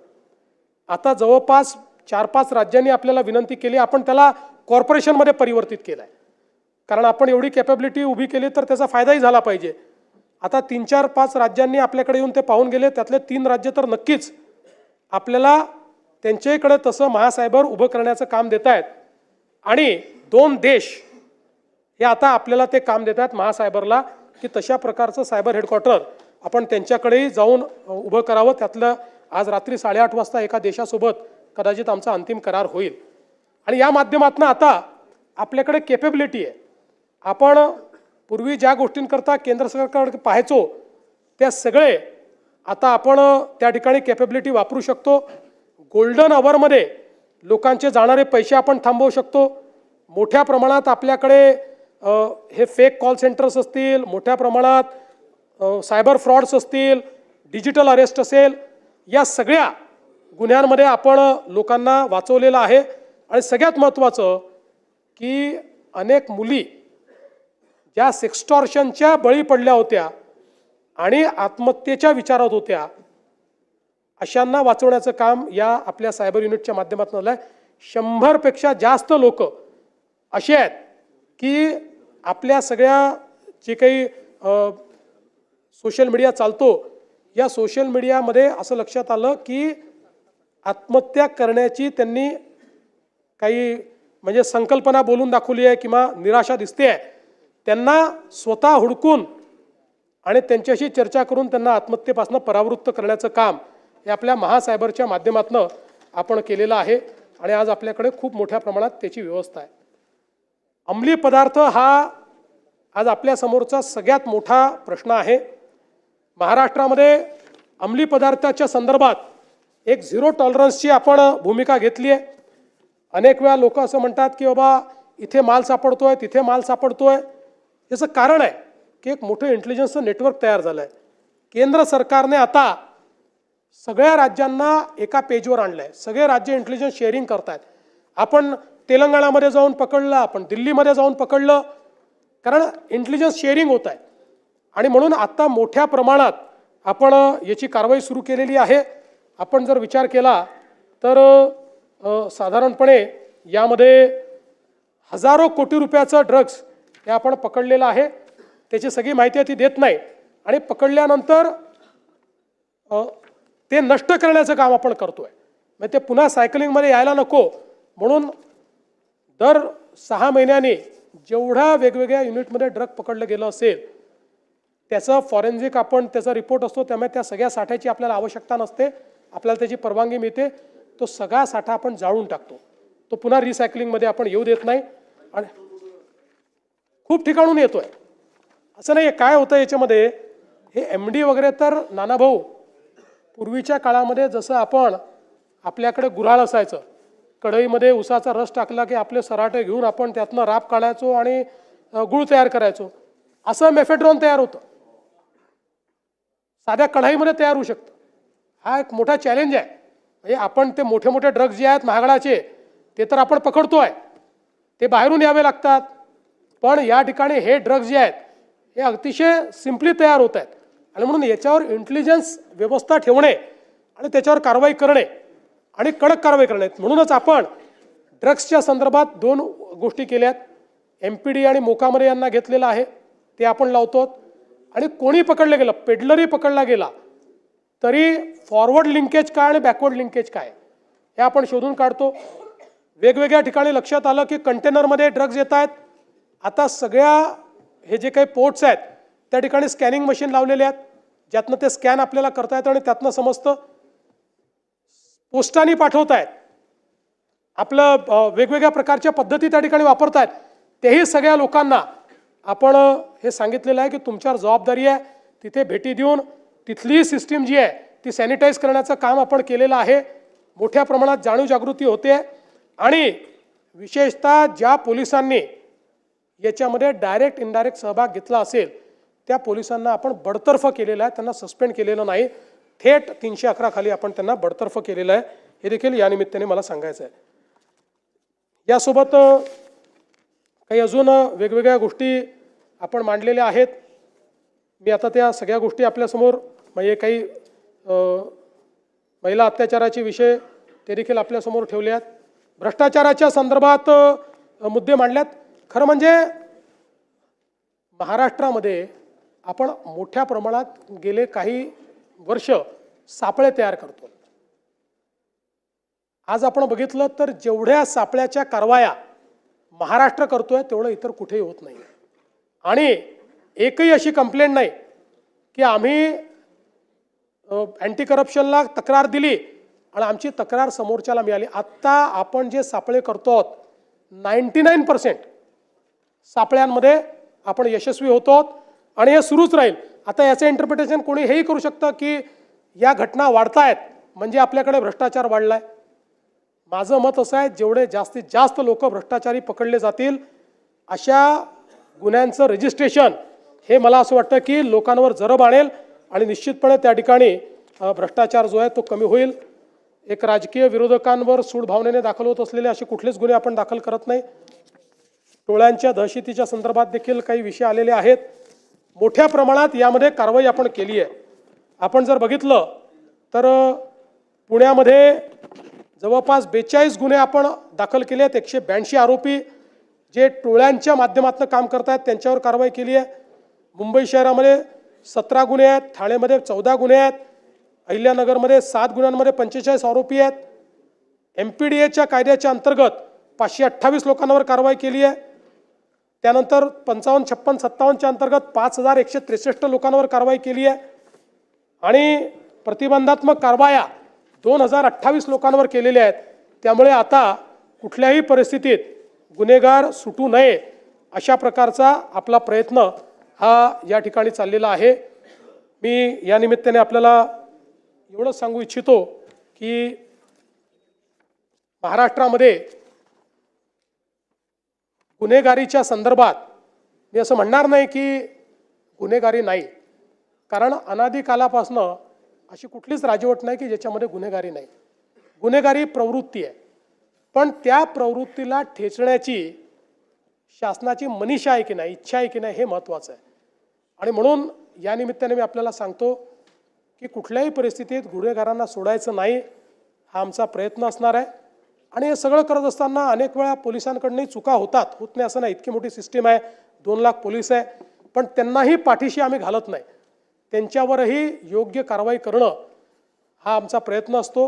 आणि म्हणून या निमित्ताने या सभागृहाला आश्वस्त करू इच्छितो, पोलीस मॉडर्नायझेशन मोठ्या प्रमाणात आपण केलेलं आहे. त्यातनंही सर्व्हिलन्सच्या सिस्टीम्स आहेत, मोठं CCTVचं नेटवर्क आपण सुरू केलेलं आहे. ट्रॅफिक मॅनेजमेंटमध्ये आपण CCTV वापरतो आहोत, आर्टिफिशियल इंटेलिजन्स आता आपण वापरतो आहोत. त्यामुळे स्ट्रीट क्राईम तर आपण खूप मोठ्या प्रमाणात आजकाल डिटेक्ट करू शकतो. आणि म्हणून मी या सभागृहाला आश्वस्त करतो की आपण वेगवेगळ्या लोकांनी ज्या भावना मांडलेल्या आहेत आणि काही प्रकरणं देखील दिलेली आहेत, सगळ्या प्रकरणांचा मी उल्लेख केला नसला तरी त्या सगळ्यांवर आम्ही कारवाई करू आणि त्या संदर्भातली माहिती आपल्यापर्यंत पोहोचवू. पुन्हा एकदा सांगतो, आपल्या सगळ्यांच्या सहकार्याने आता नाही आहे माझ्याकडे, मागून देतो. त्यामुळे आपल्या सगळ्यांच्या सहकार्याने महाराष्ट्र पुढेच जातोय, महाराष्ट्र पुढेच जाईल, महाराष्ट्र थांबणार नाही एवढंच सांगतो आणि माझं बोलणं संपवतो.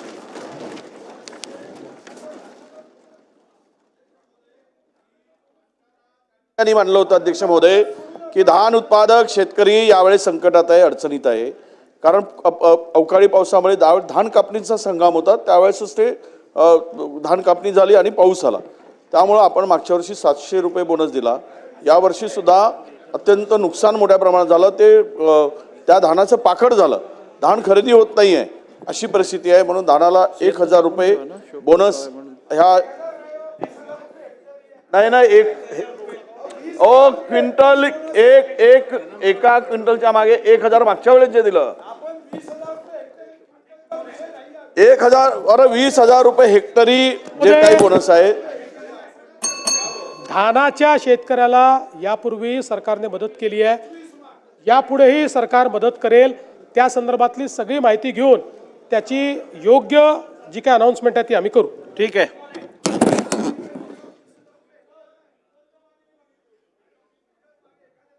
या विषयावर चर्चा झालेली आहे. सभागृहाने या तिन्ही प्रस्तावांवर विचार केलेला आहे. शोक प्रस्ताव.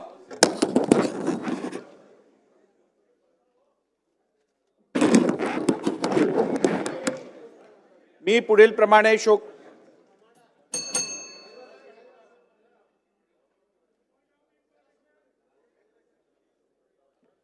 खालील प्रमाणे शोक प्रस्ताव मांडतो. श्री